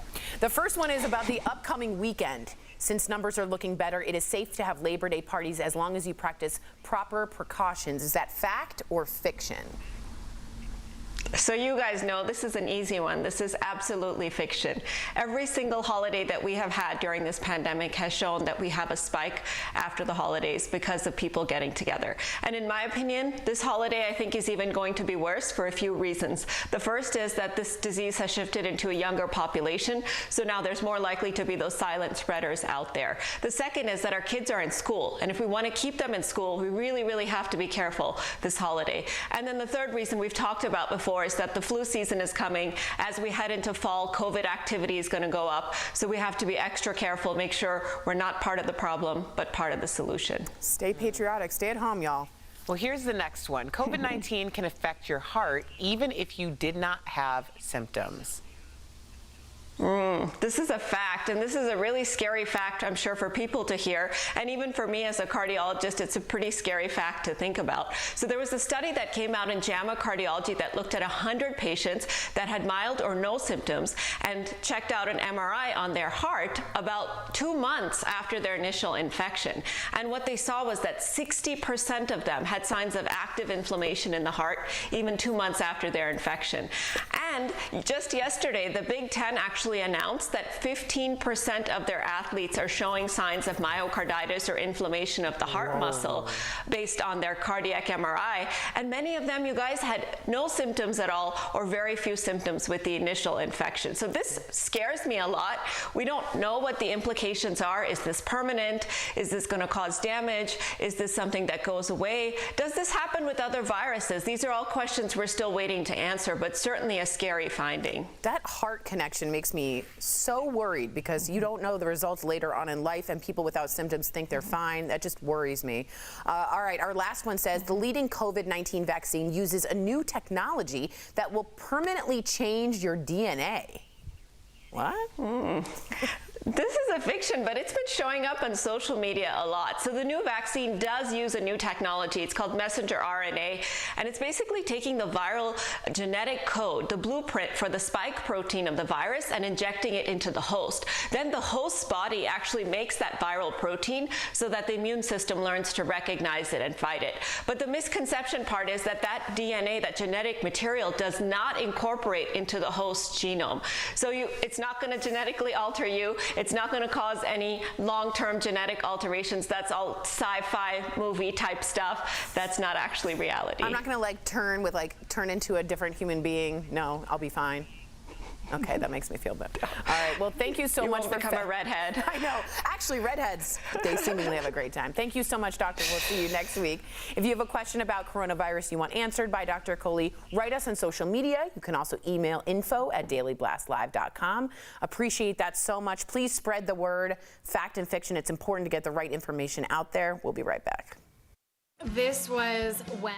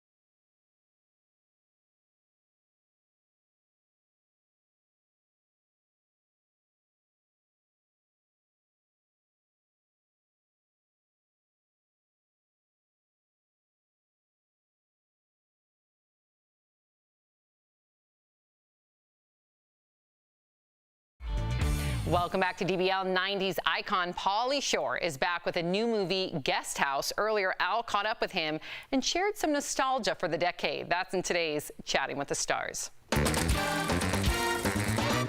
Pauly Shore, my man, welcome back to DBL. What's pandemic life been like for you? Just tell us, how are you holding up? You know what? Life is about shifting. You know, life is just, hey, one day tragedy, one day happiness, one day you can't go outside, you know? So you moan, get pissed, and then you just shift and you're like, you know what? I'm just gonna embrace this time and, you know, we'll get through it. Pauly, your name, Pauly Shore, is just synonymous with the 90s on up until today. What do you miss most about the decade, the 90s? I think that the innocence and the, you know, more carefree, but just like a handful of places where you can get your content. There was something really nice about just going to like, you know, one channel, MTV, to see the music, and everyone went there. It was very specific, and now it's like jambalaya everywhere. That's true. Now, jambalaya is delicious, but I completely agree with you, man. It's just, it's all entertainment scattered, so it's hard to find the stuff you like. Now, speaking of entertainment, one of my favorite movies, Encino Man, you teach Brendan Fraser's character the ways of the world. Flamage.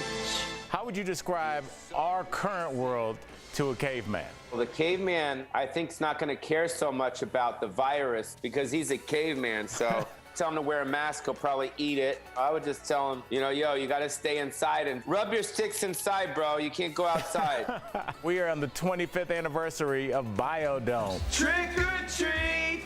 People have been wondering for a long time, wondered about a possible sequel. I've been hearing this forever. Can you clear this up for us? I think it's up to the fans to continuously hit up MGM, who owns the IP of Biodome. If they get bombarded enough, they will. You know, you look at things like Bill and Ted's Excellent Adventure, you know, what, 30 years later? So why can't you do Encino Man 2, you know, 25 years later? So, I mean, a good thing's a good thing, right? Oopsies! Your new movie, Guest House, looks hilarious. It looks like it's gonna be a good time. And you have Steve-O, who's a friend of mine, as your co-star. How crazy did it get off screen? Like, what didn't we see? My character plays Randy Cockfield, and I'm a collector of old artifacts. So one of the artifacts that I collected was Tommy Lee's sex swing. I found it at like some swap meet or something, you know? So Bobby Lee's character, because we were improvising a lot, he actually got stuck in the sex swing. And he was screaming. I thought it was like he was acting, but he's screaming, no, stop, stop, stop. And then like we had to get him out because his little legs got stuck in the sex swing. I feel you on that one, Pauly. There is no better ending to an interview that I've ever had, and I just want to thank you on behalf of DBL for stopping by and saying what's up to us. Guys, we'll be right back. Promotional consideration is brought to you by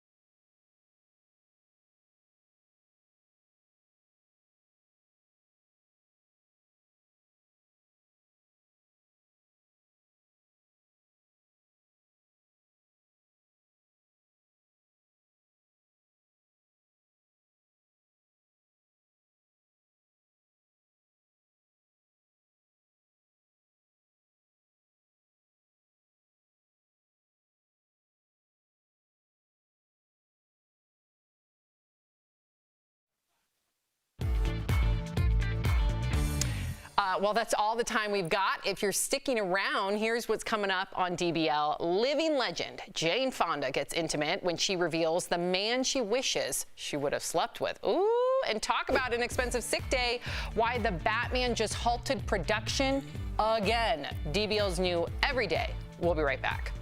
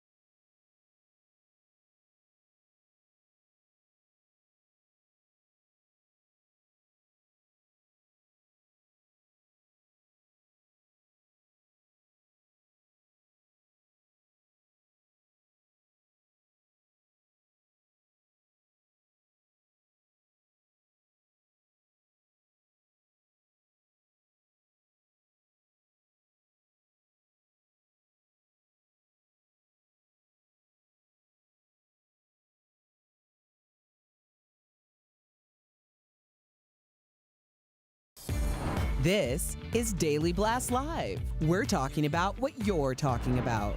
Real, honest, entertaining, live. DBL starts right now. 3, 2. Oh, thank you, Chris. Welcome to DBL. I'm Sam here with Erica. Jeff joining us from home. Let's get to it. So Jane Fonda is spilling the tea about some of her past relationships. She told the New York Times her biggest regret is not having sex with Marvin Gaye. Okay. Jane says he propositioned her, but she was married at the time. Jane also called Marlon Brando a great actor, but disappointing in bed. And she compared her ex-husband, billionaire CNN founder Ted Turner, to Donald Trump, saying there are certain things she understands about these kinds of men. Ooh, what do we think of Jane, Jeff, airing her dirty laundry, dishing the dirt on her past relationship, so to speak? I like it, kind of. She kind of blew my mind with the Marvin Gaye thing, you know? Like, you make love to Marvin Gaye. I never thought about making love to Marvin Gaye. You see what I'm saying? No. Oh, my gosh. So clearly we know what song Jeff's listening to in the background when he and Jordan get it on. Just saying. Wow, TMI. Oh, man. TMI. Oh, man. Erica, what do you make of this? I was just thinking about all my missed opportunities by being married. No, I'm just kidding. No, same. Same. We've actually had this conversation. Yes. So I was married before, and it was at the beginning of my career in radio. And, like, all these artists would come by, and, like, you know, there were just all of these things that were happening. And I am very grateful that I was very married, because I really don't know if I would have said no to everything. Ooh, like, Erica, I really don't know. I can relate. Back in my waitress days, let me tell you, there were many opportunities with many big celebrities, ones that I had crushes on, you know, but no, it wasn't with Mark. I was in a very serious relationship with somebody else, and I look back, and that guy was I don't know if I can say the word. Okay, our EP over there is being like, So that guy was not worth me missing out on some of these pretty cool peeps. What about you, Jeff? Did you ever miss any opportunities in Hollywood? No. There are none with, I mean, I was never approached like by a celebrity to like, you know, have a relationship with, unfortunately. So I wish I had a good story for you, but I don't. What's the difference between men and women? Okay. I'm like, man, all of those trips I missed out on.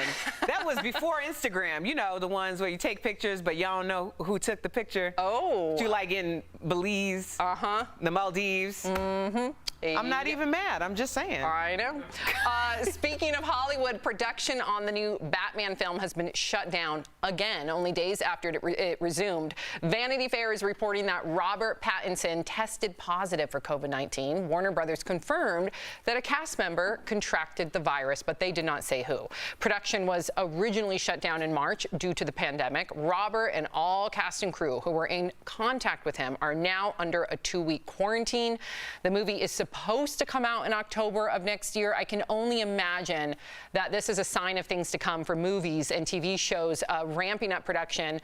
Jeff, you of all people know this all too well. You recently starred in a film. You went to, where'd you go? Georgia, and shot this movie, but you guys had very strict protocols. I'm sure they did too.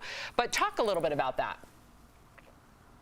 Yes, Sam, it's why I always talk about testing, and I wish we had more of it. We are kind of in our own bubble. You know, we got tested every 3 days. I got tested before I left. I got tested when I landed, and then every 3 days moving forward. Everyone on the set was tested. I think we have like a little behind-the-scenes clip here. This was a late-night shoot, and this was just me randomly filming, but everybody is wearing their mask. You have to do your job in order for this to make it work. If one person goes to the bar, if one person does something wrong, it affects the whole production. And everyone was so happy to be working, so grateful to be there, that everybody followed the rules. We had 0 positive tests. Everyone was in compliance with that because they were happy to be there. Unfortunately, if you have these big movies and you have hundreds of people working on set, like I said, it only takes one and everything is shut down. Very scary. Yeah. Well, I'm glad that your set was safe, Jeff, and we can't wait to see the movie. It'll probably be like a year, DBL Nation, but we'll keep you posted.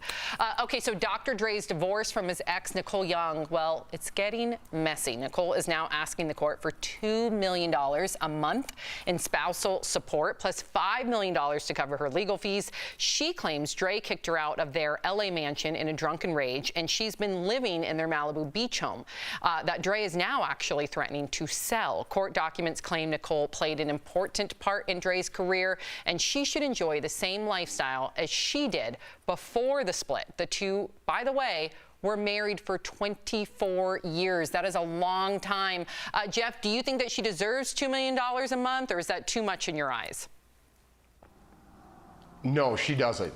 Did she come up with the idea of Beats, or did Jimmy Iovine come up with it, then do it with Dr. Dre? Sam, I want to throw this back to you. I'm saying this is outrageous. That's way too much money. But you always say the wife deserves it. In this case, does she deserve that much money? I don't always say that the wife always deserves it. I think you have to look at each individual situation, whether it's, I mean, look at Britney Spears' situation too with Kevin Federline. So it may not always be the male giving his partner. You're beating around the bush here. Does she deserve $2 million $2 million a month? sounds like an astronomical amount of money. The first time I heard it, yeah, I like nearly spit out my tea this morning when I read that. However, I don't know for the past 24 years what she has done to contribute to that relationship, that business relationship. Listen, partners lift one another up. I see that with you and Jordan. So I see that with Eric and Anthony. I see that with my husband and I. Like, without Mark, I would never be sitting in this chair today, and vice versa with his company. So I do understand the sacrifice. I don't know what their monthly bills are. If she and the kids are living and their mortgage and all the other expenses add up to that amount, then I would say, okay, that makes sense, but I would have to see those receipts. Now, if this is an excess of $1 million or $1.5 million a month, I would say that's ridiculous, because then you're taking advantage of somebody and you're acting out of spite. But I do not know that for sure. Erica, what's your opinion? Well, I think $2 million a month is very different for them than it is for us. Let's just be honest. So we're not in these people's pockets. We're not in their financials. We don't know what that percentage is. But we do know that Dr. Dre definitely evolved in terms of his success.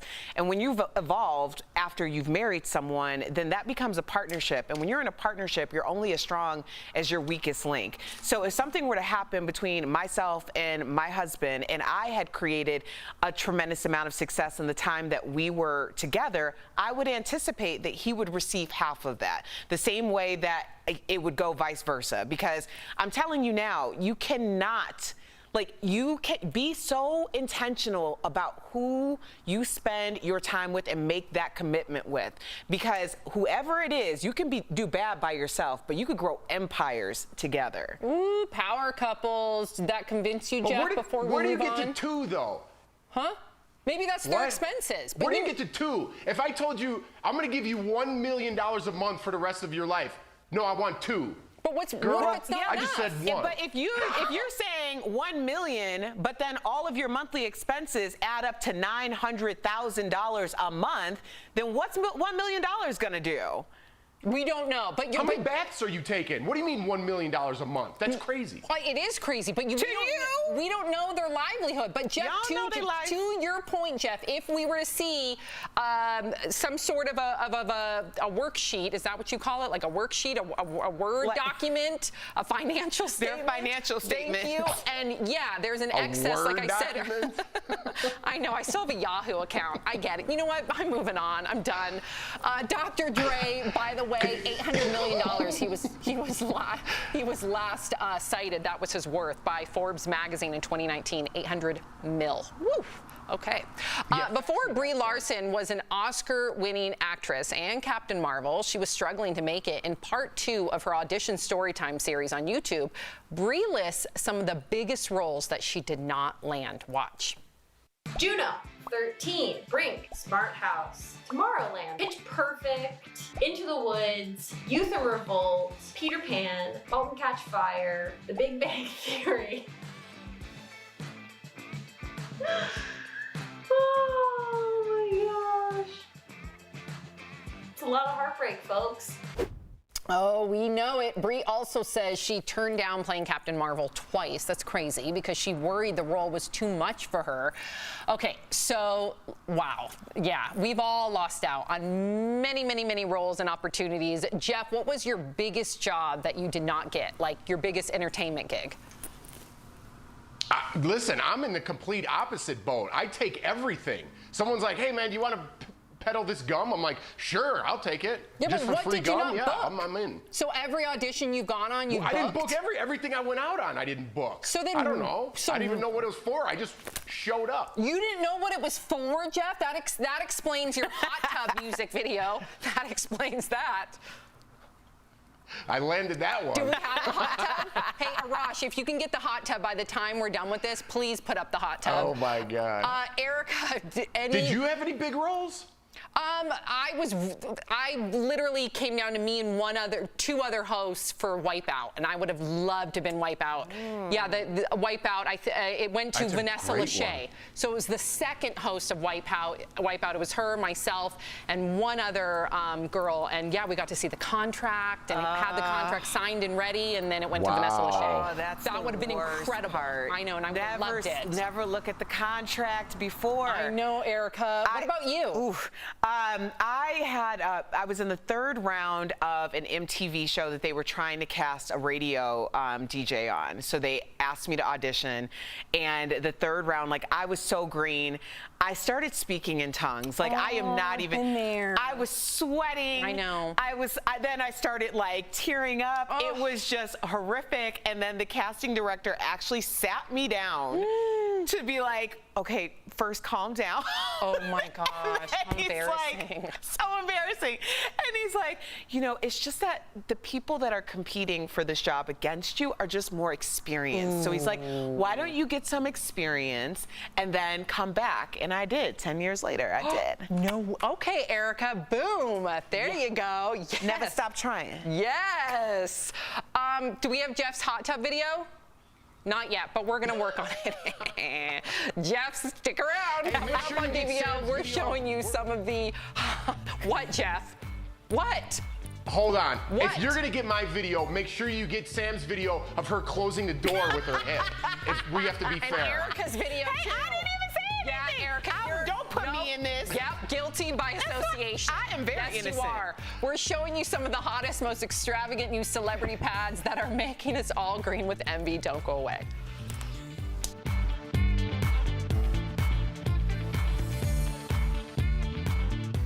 Closed captioning.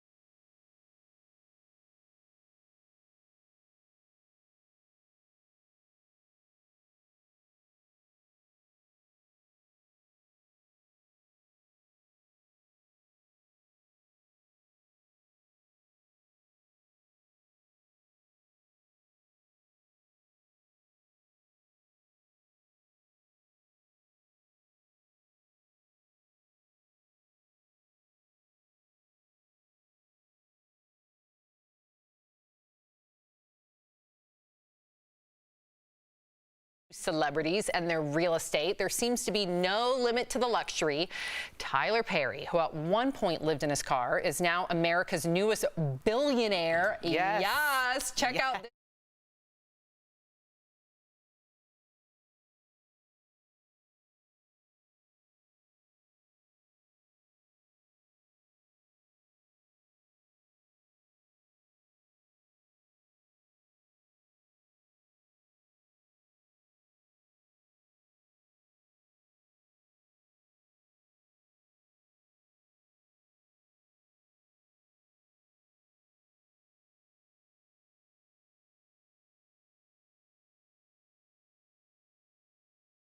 Too big for me, and I know that sounds ridiculous, but it's I would get lost. That's a lot of house. Yeah. I don't care what it, but I mean, also he clearly multi-purposes things, so obviously that it's going to be used for more than just his residence. But that's a lot of house. Too I'm much not house, mad at it. but too much for me, Jeff. Too much for you? Listen, he's building an empire over there, Sam. He deserves every piece of that land. I love Tyler Perry for the man that he is. He built that castle. He built that paradise that you could only dream of. So good on him. I would say most of the time, Sam, that's too much. But for Tyler Perry, good on you, buddy. Yeah, but what about you? I asked you. Is it too much house for Big Jeff? Oh, Big Jeff wouldn't mind an airport outside his house. Gotcha. Okay, so Tyler Perry's not the only celeb with jaw-dropping digs, and if you're in the market, this one's up for sale. Iconic fashion designer Tommy Hilfiger is selling his hot Miami oceanfront estate for a cool $24.5 million. Oh my gosh, that black and white shower. I'm dying. Okay, just the design. Yes, check this out. The crazy, vibrant, and art-filled mansion sits on a private beach. It has 7 bedrooms, 8 baths, a cinema, 2 large guest apartments. Oh my gosh, that car. Apparently, Tommy Hilfiger was inspired by Elton John's LA home and asked his designer for part art gallery, part 60s, 70s disco madness. That art gallery, yeah, it's got pieces by Andy Warhol. Whew, I want one of those apartments. So this house, 7 bedrooms, still big, but not too big. This is much more my jam. Very eclectic, very cool. I want this place. I love the design. Me too. I remember when I was like 12 years old, Oprah was talking about like do what you can with what you have. So she would go to these art, these museums and get like postcards and frame them. Yes. So I started doing that because I wanted like even my studio apartment to be like the best I could have it with what I had. Smart. But oh my gosh, that is. Yeah. What's your like? I've been framing Sophie's artwork. I've been framing like really cool prints and coffee table books. So it costs $8, Jeff. And what do you do at your house? Anything like that? Wait, what? Oh my God. Wow. Jeff, but see, here's the thing. Yeah. Jeff actually not only decorates. What like, do you mean? There's not one item in that kitchen. No, Jeff, no. your Jeff's kitchen house. is stark. I have seen Jeff's. First of all, Jeff is an incredible interior decorator. That is his secret thing. Okay. Okay. I did all that. Yeah, you're right. That's all Big Jeff. I take it back. It's incredible what he's done. I know, and he it looks paints great. and everything. It's annoying. Look at my paintings. I know. Look at my paintings. Yeah, I see. We'll be right back. Hi, I'm Lori Grenier, an inventor.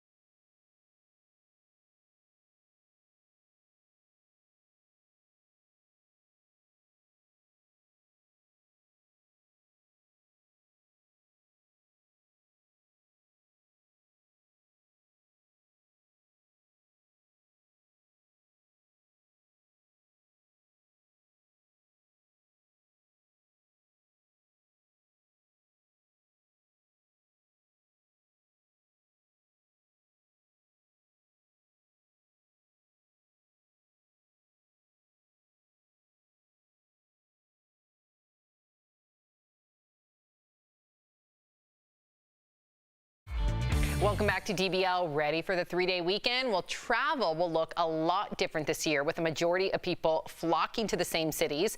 We're chatting about it in today's DBL Drive, sponsored by CarShield. So according to the travel planning app TripIt, Las Vegas, Denver, and Orlando are ranked as the top 3 most booked cities this Labor Day weekend. Trips to Orlando and Phoenix are up compared to last year, despite being hot spots for COVID-19. However, flight bookings are only a third of what reservations were last year. Remember, several states still have travel restrictions in place, so check before making plans. When it comes to traveling, for peace of mind, get an auto protection plan with CarShield. CarShield protects their members from the high cost of auto repairs, so call 1-800-505-9619 for a free quote. Yeah, we're here in Denver, to the viewers that may not know. I know, Erica, give me some more of that eye blinking action. Yeah, we don't need your COVID cases here. I'm saying, we doing good over here. We doing okay over here, okay? So if you come in here, just make sure you mask up. Yes. Because we masking, okay?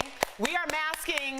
We are walking in the streets very cordially. Social distancing. We are waving to our neighbors. We're doing all the things in Denver. So if you're going to come here, you got to live like Denverites for however long you here. Yes, don't come and be talking about your rights to not wear a mask. You ain't got the right. Not here, you don't. We'll be right back. Promotional consideration is brought to you by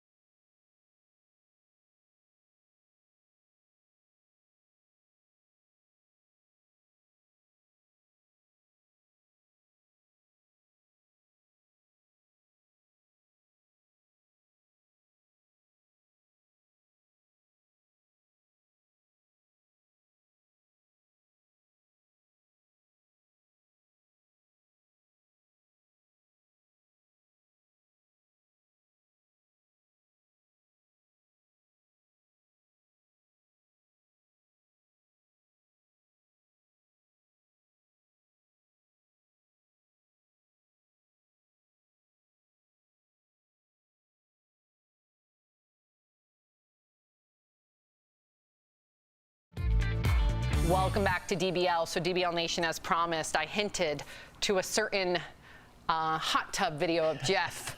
Enjoy. Oh my God. Yeah, this is still daytime television, people.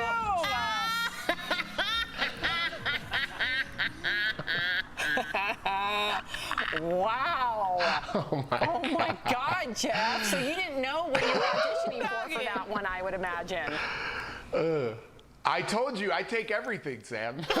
Yes, you do, apparently. Clearly. Yeah. Oh, wow.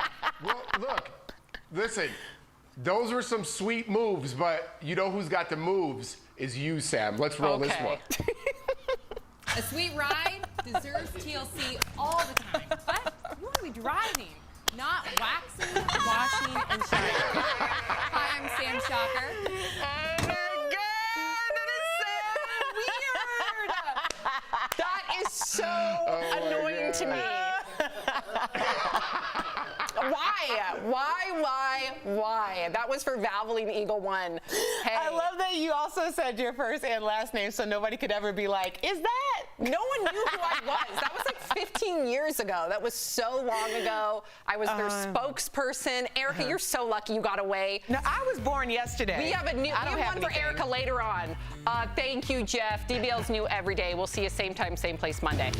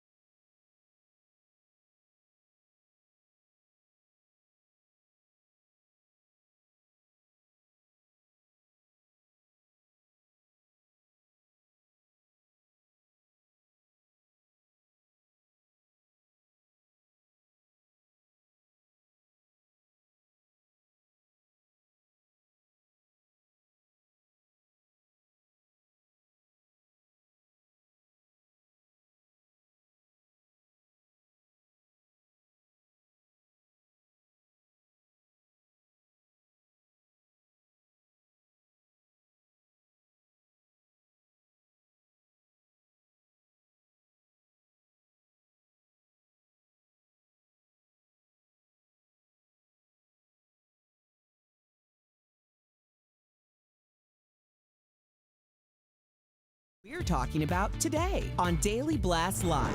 The suspect in a deadly shooting of a right-wing activist in Portland gets killed by officers during an attempted arrest. The interview he did before his death. I felt like I had no choice but to do what I did. A white professor admits to lying about being black. The reason she's outing herself now, as many wonder, why'd she do it? Jane Fonda's sex confessions. She's spilling the deets on her past, revealing who she regrets turning down. Plus, the actor who wasn't quite her cup of tea in the sheets. And our interview with 90s legend and comedian Pauly Shore. What did he say that had Al cracking up? Real, honest, entertaining, live. This is Pauly Shore, and the Daily Blast Live starts right now, dudes. Mwah. Yes, thank you, Pauly Shore. Talk about a blast from the past. I love it. Welcome to DBL. It is Friday, September 4th. I'm Sam here with Erica. Now, Jeff, I want to get you in on our iconic A Day, a moment that I look forward to. Erica Cobb, what day is it? Oh, it's Friday! Yes. You know, here's a little speaking blast from the past. Sam Shocker, season 1, bought me Friday earrings. Oh my gosh, that's right. I still have them, but I was told a while ago that maybe we don't need to advertise. So I do wear them. They're cute. Just not on the show. They're super cute. Thank you. Erica. Yes. You're welcome. How are you doing this Friday, Jeff? I feel good. I'm ready for the weekend. You know, a couple more hot weekends left here in Denver, so I'm going to take advantage, you know? Careful there. It's supposed to snow on Tuesday here in Denver. Yeah. That's true. Well, it's going to be 90 today, so I'm going to hit the pool. Good. All right. Speaking of the pool, it's the big Labor Day holiday weekend, but of course, the pandemic is changing everything. Now, while people are expected to hit the road this holiday to head to barbecues, beaches, the pool, family get-togethers, it'll be far less than usual. Still, health officials are stressing the importance of personal responsibility in the hopes of preventing a third wave of infections this fall. Here's what the Surgeon General said about it this morning on GMA. I'm very concerned when you look at Memorial Day, July 4th. We hit a peak in this country on July 24th, which was about 2 to 3 weeks after the 4th of July. So we know that during these holidays, people come together for barbecues, for picnics, they travel. And that sets us up for spread of a highly contagious disease. We've got kids going back to school. We've got flu season coming up, and we want to start off on a good note. We don't want to start behind the 8 ball. So we need everyone to follow my 3 W's. Wash your hands, watch your distance, meaning avoid crowded indoor spaces and stay 6 feet or more from people, and wear a mask when you're out in public. The 3 W's, very important. Okay, number 1, Erica, what are you going to do this weekend? And number 2, do you think this is going to set us up for another wave? I have no plans. I was just going to stay home and mind my business. But I do hope that people are exercising extra care, especially when going outside of where they immediately live. I understand a lot of people want to travel to places that might be less affected, but don't be the cause of a peak in those areas. So just do your due diligence. Well said. Jeff, I know you're hitting the pool today. Are you going to be hitting the pool on Monday as well? We'll see, Sam. Like I do want to preface that our pool here where I live, you have to sign up for. There's only a limited amount of people allowed in that pool. So nothing changes here for me. We're going to barbecue. It's my second son's birthday. He's going to be 2 this weekend. So we're going to go to the zoo and celebrate that. So yeah, God, it's crazy, Layton huh? is So 2? that's going to be good. Yeah, he's going to be 2 on Sunday. Mind blown. I know, right? We did the gender reveal on the show.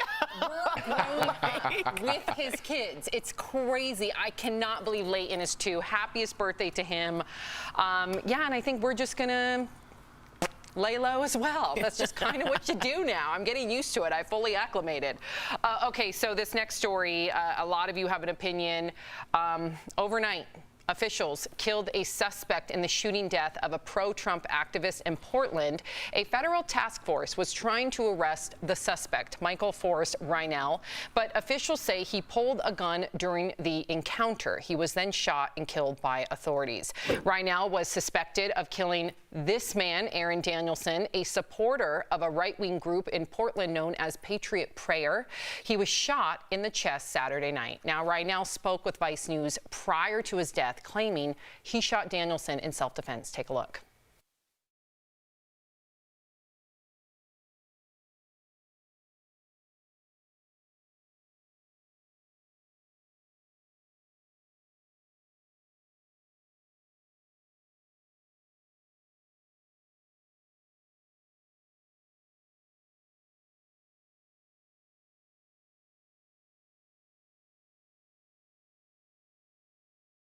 Unrest. There is, it's almost like a civil war. Erica, do you think that this will further inflame the tension there? What will diffuse the situation? Sam, we have to decide who we want to be, because now you have 2 men dead. It doesn't matter what you thought about them, their politics, their ideology. You have 2 people who are dead. And who won? Is there a winner here? No. And we need to ask ourselves, like, what are we fighting for, and how are we doing this in a way that is going to create a better world for anyone? For anyone. Like, are we really going to take to the streets and militia? Like, are we really going to continue to do this and see where it goes? Because it's going to get worse before it gets better. Yeah, and Jeff, before you chime in, because I'm getting a lot of comments from DBL Nation, I always want to involve you. Trey, to Erica's point, far left extremists, just as bad as far right extremists. I don't care what side you're on. At the end of the day, violent riots should not be tolerated, period. And then we have Jonathan. These Democrat mayors need to get a handle on their cities. These are not peaceful protests anymore, while other people are saying don't let one rioter ruin the momentum of all the peaceful protesters. What would you say, Jeff? I'm going to agree with Trey on this. You know, these are extremists, the Trey that wrote in. Yep. These are extremists. There's no talking to them, Sam. And what is the percentage of those extremists, right? Very, very, very, very small, but they're the loudest. That's what we talk about, unfortunately. That's what news media talks about. I love our show, Sam, because we can have conversations about what's really going on. Yes, we have to show these stories of the extremists, but that doesn't represent America, even though we're blinded by it right now. That is not America. Most people are civil. Most people have peaceful protests. Most people are just going about their business and trying to be a good citizen, wear a mask. But we don't cover stories like that because they're boring. We have to cover the extremist story. And this is a small percentage. But like Erica said, unfortunately, I think it's going to get worse before it gets better. Ugh, I hope not. I really do, especially with an election coming up. Okay, so this next story is absolutely crazy. A college professor has canceled herself. Jessica Krug admitted in an online Medium post that she's been lying about her race. She said she's actually a white Jewish woman who for years claimed to be Black and Latina, even building a professional career around that identity. It's a story that may remind you of this woman, yep, Rachel Dolezal, who also claimed to be Black. Now, Erica, I dove into this woman, just her psyche. I was wondering, you know, where did this come from? She claims when she was young, she had a very traumatic experience. She suffered a lot of abuse, and from a very young age, she almost invented this not almost, she did invent this alter identity. And she just didn't know how to get out of it. Now, she, of course, we should just preface this, says that she's a coward, admits what she's doing is wrong, and wants to free herself of that burden of being a liar all these years. What would you say to that? Well, I thought we were all just out here trying to be the best Black woman we could be. Yeah, you know, it's interesting. First of all, in terms of the trauma, I don't want to joke around about that because I think that there are a lot of people who are living identities they created for themselves to run away from trauma. That is actually more common than people think. But what this woman did was she didn't just immerse herself in studies. She actually took on the role of a Black woman and then shamed other Black people for not being Black enough. Wow. So how many opportunities did she take from someone who actually should have had them, as opposed to someone who was perpetrating this reality that did not belong to her? I also find it interesting that everyone keeps saying that she's decided to come forward. No, she was about to be outed. There were 3 scholars, yes, who got together so that they could support each other, and they had done their research and investigated her. I found some of the things to be quite suspect myself, because when she was talking about what she got from her grandmother in terms of like music and movement, I'm like, Big Mama wasn't telling me about music and movement, okay? Big Mama was telling me how to move in the world as a Black woman, and that's something that you get from your Big Mama, not necessarily like how to move. So I thought a lot of it was very stereotypical, and the way that she decided to just show herself in the world. But I don't know. This is crazy. This is crazy. I'm sorry. It's crazy. Yeah, and Erica, I didn't know the part about her almost being outed. Jeff, that changes everything for me. That's according to Black Twitter. Yeah. But that is Bible law. But Jeff, can you wrap your head around this? No, I think Erica hit it on the head when she talked about like she was almost outed, and I don't think she should be teaching Black studies. You're taking a job actually from somebody else. Listen, I'm not trying to be a Black man, but if I was, I'd be Erica Cobb's dad. I'm just telling you right now. Why are y'all so obsessed with my dad? And whoa, I'm obsessed with your dad too. But what have I said, Erica, over and over again? And believe me, and I say this with empathy. I always say I want to be Erica Cobb, and I know that comes with everything that you've had to endure as a Black woman in America. I know that, and I understand. I'll never understand. But I look at you, and I'm like, oh my God, she's just so cool and pretty, and smart, and so. Let me just take a moment. He can be Roosevelt. I'll be Erica. Let him be Roosevelt. Let me just take a moment and talk about what I am going to call appreciation. And I appreciate even having and sitting in the seat and having this conversation, honestly, all jokes aside, because growing up, I never saw a moment like that. And I know that there's a little Black girl out there who's like, wow, I am elevated by that moment. And we're all cool, but it's just like, I mean, it's deeper than what we're really making it be. So thank you. Wow. Yeah, thank you. Jeff or Roosevelt, do not go away. Coming up on DBL, our medical expert, Dr. Pauly, is back for another Fact or Fiction Friday segment. You do not want to miss it. Then it's Flashback Friday with Al interviewing, when Al interviews rather, Pauly Shore, from rebooting his iconic films to behind-the-scenes secrets from his new movie, Guest House. You better believe Pauly's going to talk about it all.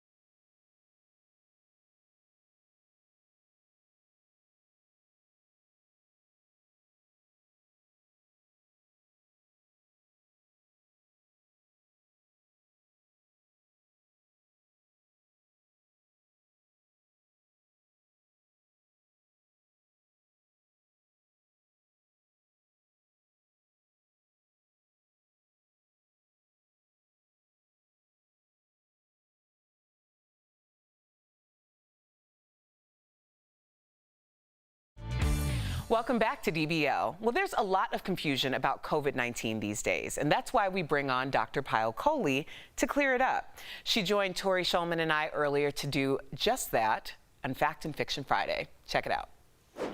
Today is Fact or Fiction Friday, my favorite. So, Doc, help us out by saying if these popular beliefs are fact or fiction. I just described what fact or fiction is. Okay.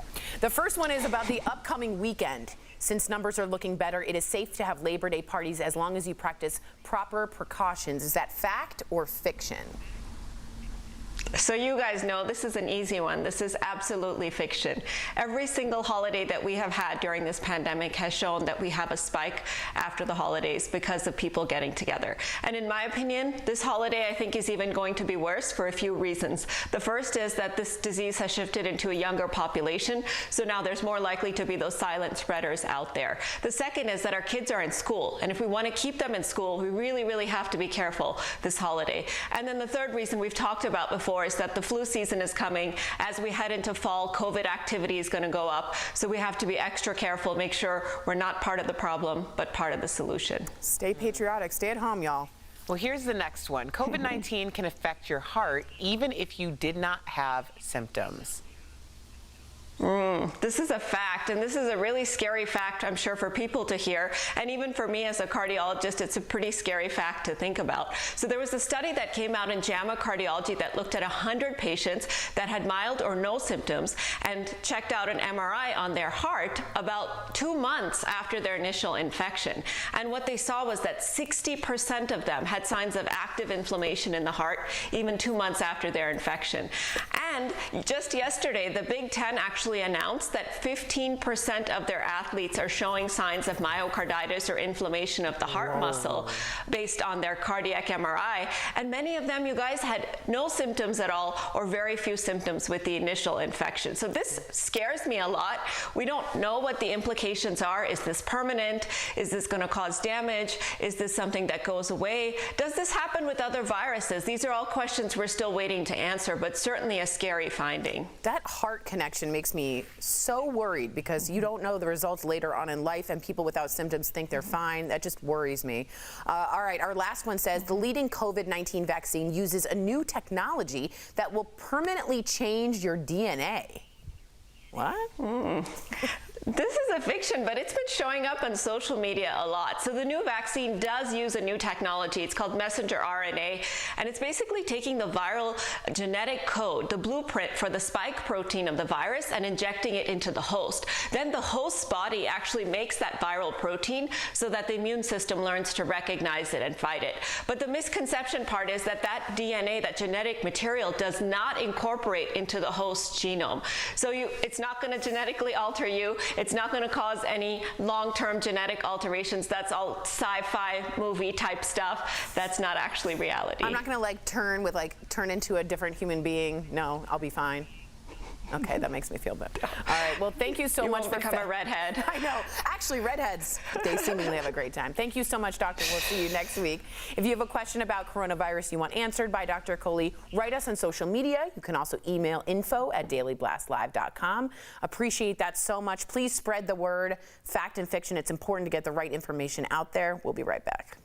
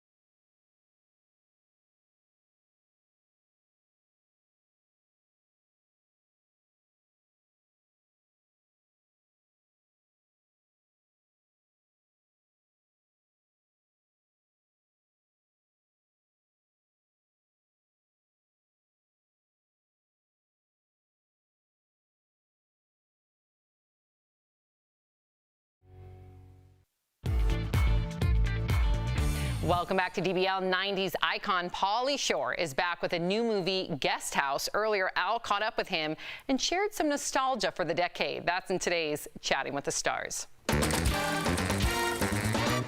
Pauly Shore, my man, welcome back to DBL. What's pandemic life been like for you? Just tell us, how are you holding up? You know what? Life is about shifting. You know, life is just, hey, one day tragedy, one day happiness, one day you can't go outside, you know? So you moan, get pissed, and then you just shift and you're like, you know what? I'm just gonna embrace this time and, you know, we'll get through it. Pauly, your name, Pauly Shore, is just synonymous with the 90s on up until today. What do you miss most about the decade, the 90s? I think that the innocence and the, you know, more carefree, but just like a handful of places where you can get your content. There was something really nice about just going to like, you know, one channel, MTV, to see the music, and everyone went there. It was very specific, and now it's like jambalaya everywhere. That's true. Now, jambalaya is delicious, but I completely agree with you, man. It's just, it's all entertainment scattered, so it's hard to find the stuff you like. Now, speaking of entertainment, one of my favorite movies, Encino Man, you teach Brendan Fraser's character the ways of the world. Flamage. How would you describe our current world to a caveman? Well, the caveman, I think, is not going to care so much about the virus because he's a caveman, so tell him to wear a mask, he'll probably eat it. I would just tell him, you know, yo, you gotta stay inside and rub your sticks inside, bro. You can't go outside. We are on the 25th anniversary of Biodome. Trick or treat! People have been wondering for a long time, wondered about a possible sequel. I've been hearing this forever. Can you clear this up for us? I think it's up to the fans to continuously hit up MGM, who owns the IP of Biodome. If they get bombarded enough, they will. You know, you look at things like Bill and Ted's Excellent Adventure, you know, what, 30 years later? So why can't you do Encino Man 2, you know, 25 years later? So, I mean, a good thing's a good thing, right? Oopsies! Your new movie, Guest House, looks hilarious. It looks like it's gonna be a good time. And you have Steve-O, who's a friend of mine, as your co-star. How crazy did it get off screen? Like, what didn't we see? My character plays Randy Cockfield, and I'm a collector of old artifacts. So one of the artifacts that I collected was Tommy Lee's sex swing. I found it at like some swap meet or something, you know? So Bobby Lee's character, because we were improvising a lot, he actually got stuck in the sex swing. And he was screaming. I thought it was like he was acting, but he's screaming, no, stop, stop, stop. And then like we had to get him out because his little legs got stuck in the sex swing. I feel you on that one, Pauly. There is no better ending to an interview that I've ever had, and I just want to thank you on behalf of DBL for stopping by and saying what's up to us. Guys, we'll be right back. Promotional consideration is brought to you by When you fall and can't get help.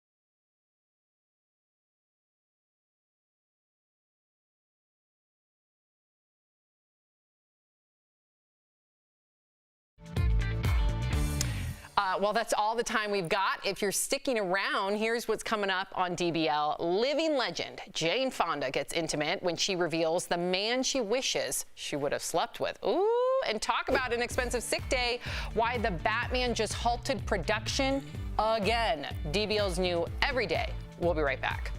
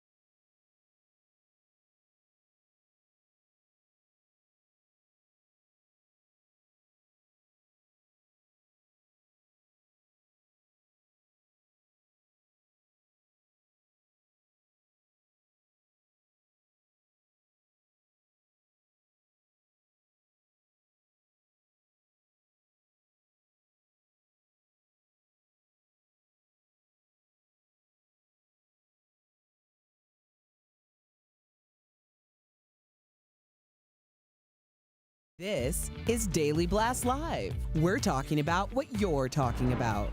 Real, honest, entertaining, live. DBL starts right now. 3, 2. Oh, thank you, Chris. Welcome to DBL. I'm Sam here with Erica. Jeff joining us from home. Let's get to it. So Jane Fonda is spilling the tea about some of her past relationships. She told the New York Times her biggest regret is not having sex with Marvin Gaye. Okay. Jane says he propositioned her, but she was married at the time. Jane also called Marlon Brando a great actor, but disappointing in bed. And she compared her ex-husband, billionaire CNN founder Ted Turner, to Donald Trump, saying there are certain things she understands about these kinds of men. Ooh, what do we think of Jane, Jeff, airing her dirty laundry, dishing the dirt on her past relationship, so to speak? I like it, kind of. She kind of blew my mind with the Marvin Gaye thing, you know? Like, you make love to Marvin Gaye. I never thought about making love to Marvin Gaye. You see what I'm saying? No. Oh, my gosh. So clearly we know what song Jeff's listening to in the background when he and Jordan get it on. Just saying. Wow, TMI. Oh, man. TMI. Oh, man. Erica, what do you make of this? I was just thinking about all my missed opportunities by being married. No, I'm just kidding. No, same. Same. We've actually had this conversation. Yes. So I was married before, and it was at the beginning of my career in radio. And, like, all these artists would come by, and, like, you know, there were just all of these things that were happening. And I am very grateful that I was very married, because I really don't know if I would have said no to everything. Ooh, Erica, like, I can really relate. don't know. I can relate. Back in my waitress days, let me tell you, there were many opportunities with many big celebrities, ones that I had crushes on, you know, but no, it wasn't with Mark. I was in a very serious relationship with somebody else, and I look back, and that guy was I don't know if I can say the word. Okay, our EP over there is being like, So that guy was not worth me missing out on some of these pretty cool peeps. What about you, Jeff? Did you ever miss any opportunities in Hollywood? No. There are none with, so, I mean, I was never approached like by a celebrity to like, you know, have a relationship with, unfortunately. So I wish I had a good story for you, but I don't. What's the difference between men and women? Okay. I'm like, man, all of those trips I missed out on. That was before Instagram. You know, the ones where you take pictures, but y'all don't know who took the picture. Oh. You like in Belize, the Maldives. Mm-hmm. I'm not even mad. I'm just saying. I know. Speaking of Hollywood, production on the new Batman film has been shut down again, only days after it resumed. Vanity Fair is reporting that Robert Pattinson tested positive for COVID-19. Warner Brothers confirmed that a cast member contracted the virus, but they did not say who. Production was originally shut down in March due to the pandemic. Robert and all cast and crew who were in contact with him are now under a 2-week quarantine. The movie is supposed to come out in October of next year. I can only imagine that this is a sign of things to come for movies and TV shows ramping up production. Jeff, you of all people know this all too well. You recently starred in a film. You went to, where'd you go? Georgia, and shot this movie, but you guys had very strict protocols. I'm sure they did too. But talk a little bit about that. Yes, Sam, it's why I always talk about testing, and I wish we had more of it. We are kind of in our own bubble. You know, we got tested every 3 days. I got tested before I left. I got tested when I landed, and then every 3 days moving forward. Everyone on the set was tested. I think we have like a little behind the scenes clip here. This was a late night shoot, and this was just me randomly filming, but everybody is wearing their mask. You have to do your job in order for this to make it work. If one person goes to the bar, if one person does something wrong, it affects the whole production. And everyone was so happy to be working, so grateful to be there, that everybody followed the rules. We had 0 positive tests. Everyone was in compliance with that because they were happy to be there. Unfortunately, if you have these big movies and you have hundreds of people working on set, like I said, it only takes one and everything is shut down. Very scary. Yeah. Well, I'm glad that your set was safe, Jeff, and we can't wait to see the movie. It'll probably be like a year, DBL Nation, but we'll keep you posted. Okay, so Dr. Dre's divorce from his ex, Nicole Young, well, it's getting messy. Nicole is now asking the court for $2 million a month in spousal support, plus $5 million to cover her legal fees. She claims Dre kicked her out of their LA mansion in a drunken rage, and she's been living in their Malibu beach home that Dre is now actually threatening to sell. Court documents claim Nicole played an important part in Dre's career, and she should enjoy the same lifestyle as she did before the split. The two, by the way, were married for 24 years. That is a long time. Jeff, do you think that she deserves $2 million a month, or is that too much in your eyes? No, she doesn't. Did she come up with the idea of Beats, or did Jimmy Iovine come up with it, then do it with Dr. Dre? Sam, I want to throw this back to you. I'm saying this is outrageous. That's way too much money. But you always say the wife deserves it. In this case, does she deserve that much money? I don't always say that the wife always deserves it. I think you have to look at each individual situation, whether it's, I mean, look at Britney Spears' situation too with Kevin Federline. So it may not always be the male giving his partner.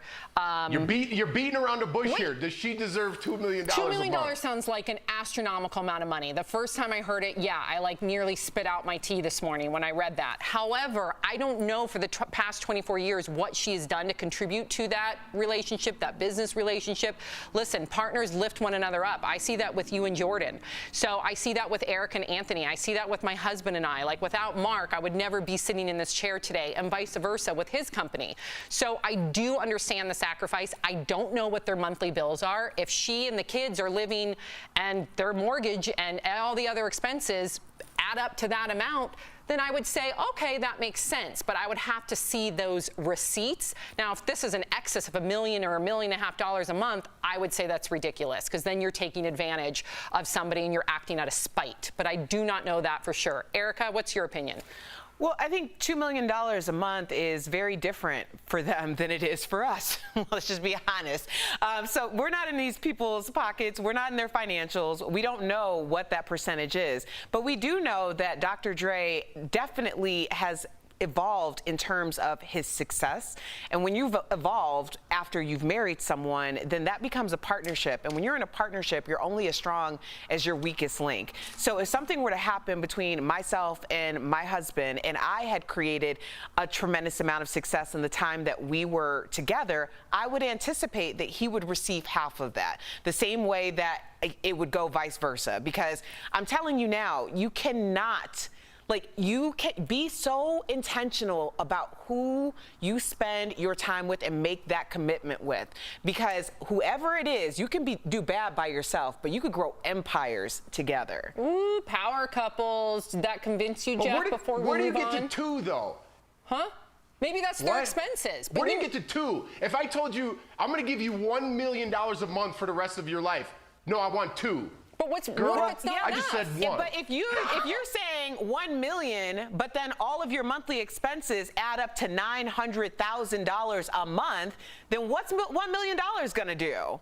We don't know. But how many baths are you taking? What do you mean $1 million a month? That's crazy. Well, it is crazy, but we don't know their livelihood. But Jeff, to your point, Jeff, if we were to see some sort of a worksheet, is that what you call it? Like a worksheet, a Word document, a financial statement? Their financial statement. Thank you.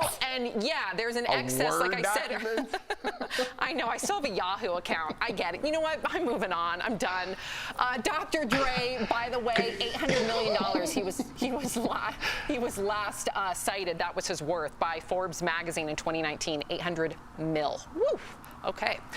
Before Brie Larson was an Oscar-winning actress and Captain Marvel, she was struggling to make it. In part 2 of her audition storytime series on YouTube, Brie lists some of the biggest roles that she did not land. Watch.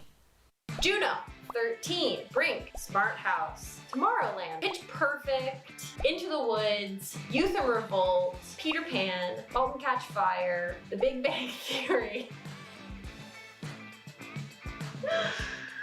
Oh my gosh. It's a lot of heartbreak, folks. Oh, we know it. Brie also says she turned down playing Captain Marvel twice. That's crazy because she worried the role was too much for her. Okay, so, wow. Yeah, we've all lost out on many, many, many roles and opportunities. Jeff, what was your biggest job that you did not get? Like your biggest entertainment gig? Listen, I'm in the complete opposite boat. I take everything. Someone's like, hey, man, do you want to peddle this gum? I'm like, sure, I'll take it. Yeah, just but for what free did you gum? not book? I'm in. So every audition you've gone on, you booked? I didn't book everything I went out on. I didn't book. So then, I don't know. I didn't even know what it was for. I just showed up. You didn't know what it was for, Jeff? That explains your hot tub music video. That explains that. I landed that one. Do we have the hot tub? Hey, Arash, if you can get the hot tub by the time we're done with this, please put up the hot tub. Oh, my God. Erica, did you have any big roles? I literally came down to me and two other hosts for Wipeout, and I would have loved to have been Wipeout. Yeah, the Wipeout, it went to Vanessa Lachey. So it was the second host of Wipeout. It was her, myself, and one other girl. And yeah, we got to see the contract and have the contract signed and ready, and then it went to Vanessa Lachey. Oh, that would have been incredible. Part. I know, and I would have loved it. Never look at the contract before. I know, Erica. What about you? I was in the 3rd round of an MTV show that they were trying to cast a radio DJ on. So they asked me to audition, and the 3rd round, like, I was so green. I started speaking in tongues. Like, I am not even. I was sweating. I know. Then I started like tearing up. It was just horrific. And then the casting director actually sat me down to be like, okay, first calm down. Oh my gosh, how embarrassing. Like, so embarrassing. And he's like, you know, it's just that the people that are competing for this job against you are just more experienced. So he's like, why don't you get some experience and then come back? And I did. 10 years later, I did. No. Okay, Erica, boom. There you go. Yes. Never stop trying. Yes. Do we have Jeff's hot tub video? Not yet, but we're going to work on it. Jeff, stick around. Coming up on DBL, we're showing you some of the...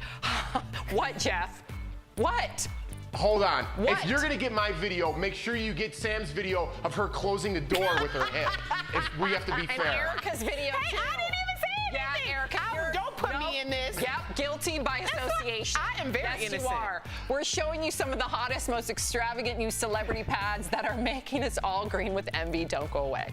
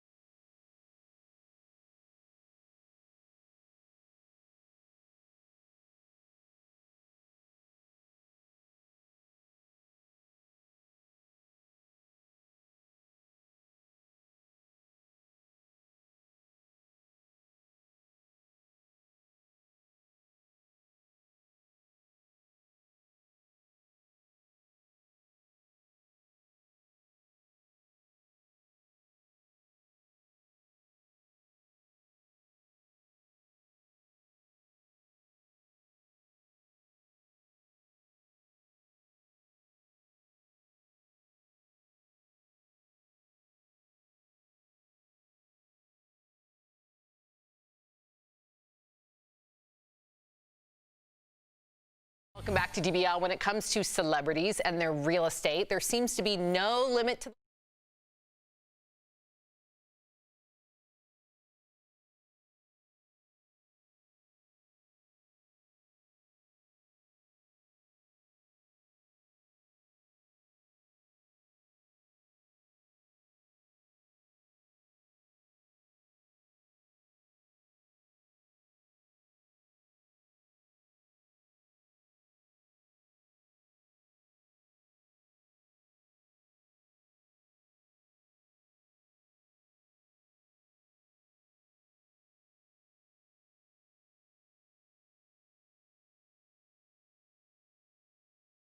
unbelievable property. It's too big for me, and I know that sounds ridiculous, but it's I would get lost. That's a lot of house. Yeah. I don't care what it, but I mean, also he clearly multi-purposes things, so obviously that it's going to be used for more than just his residence. But that's a lot of house. Too I'm much not house, mad at it. but too much for me, Jeff. Too much for you?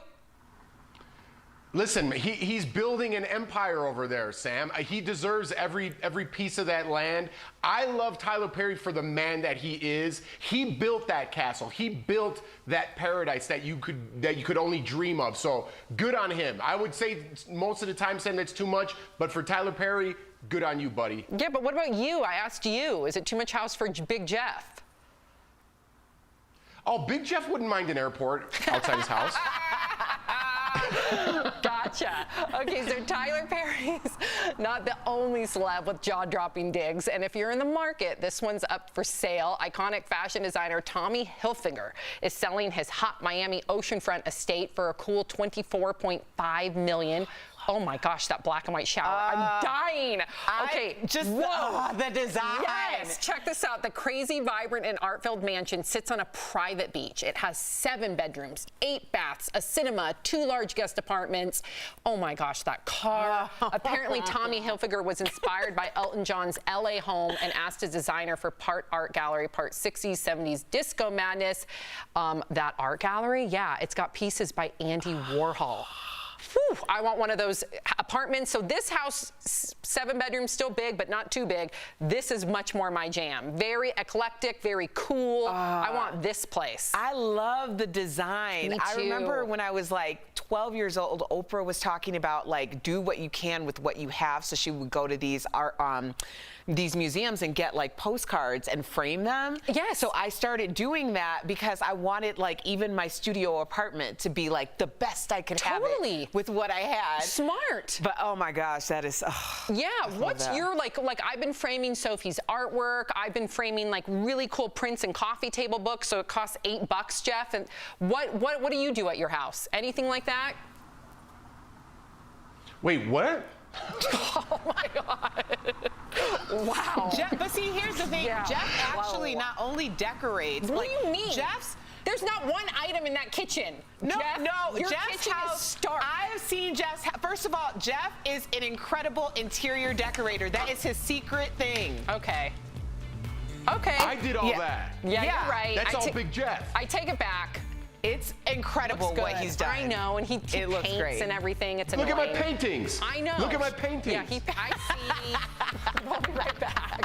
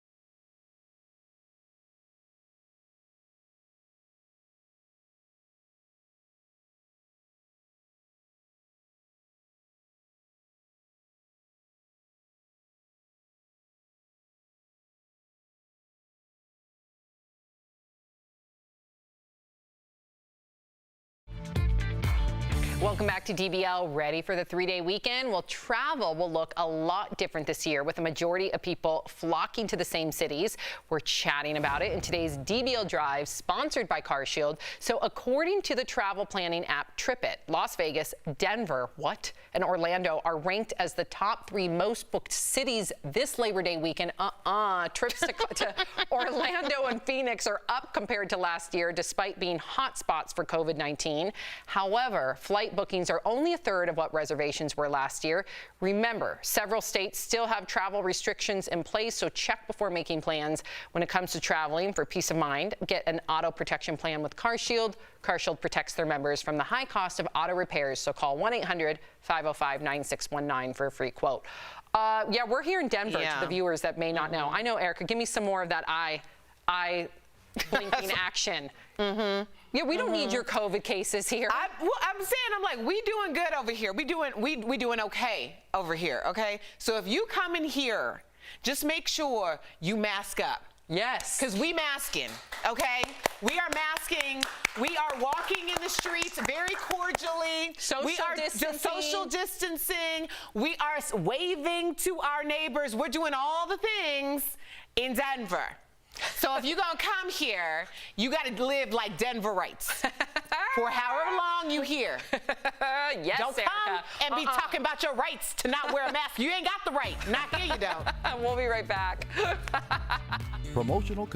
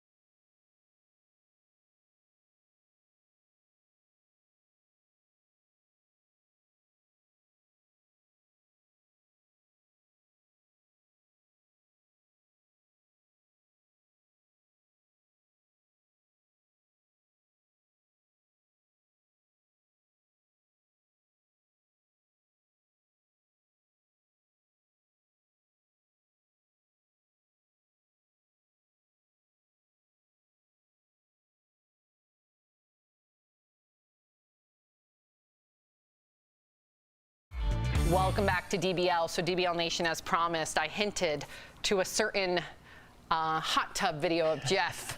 Enjoy. Oh my God.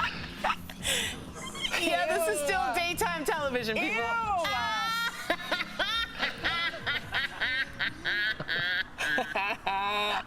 Ew. Wow. Oh my God, Jeff. So you didn't know what you were auditioning for that one, I would imagine. I told you, I take everything, Sam. Yes, you do, apparently. Clearly. Yeah. Oh, wow.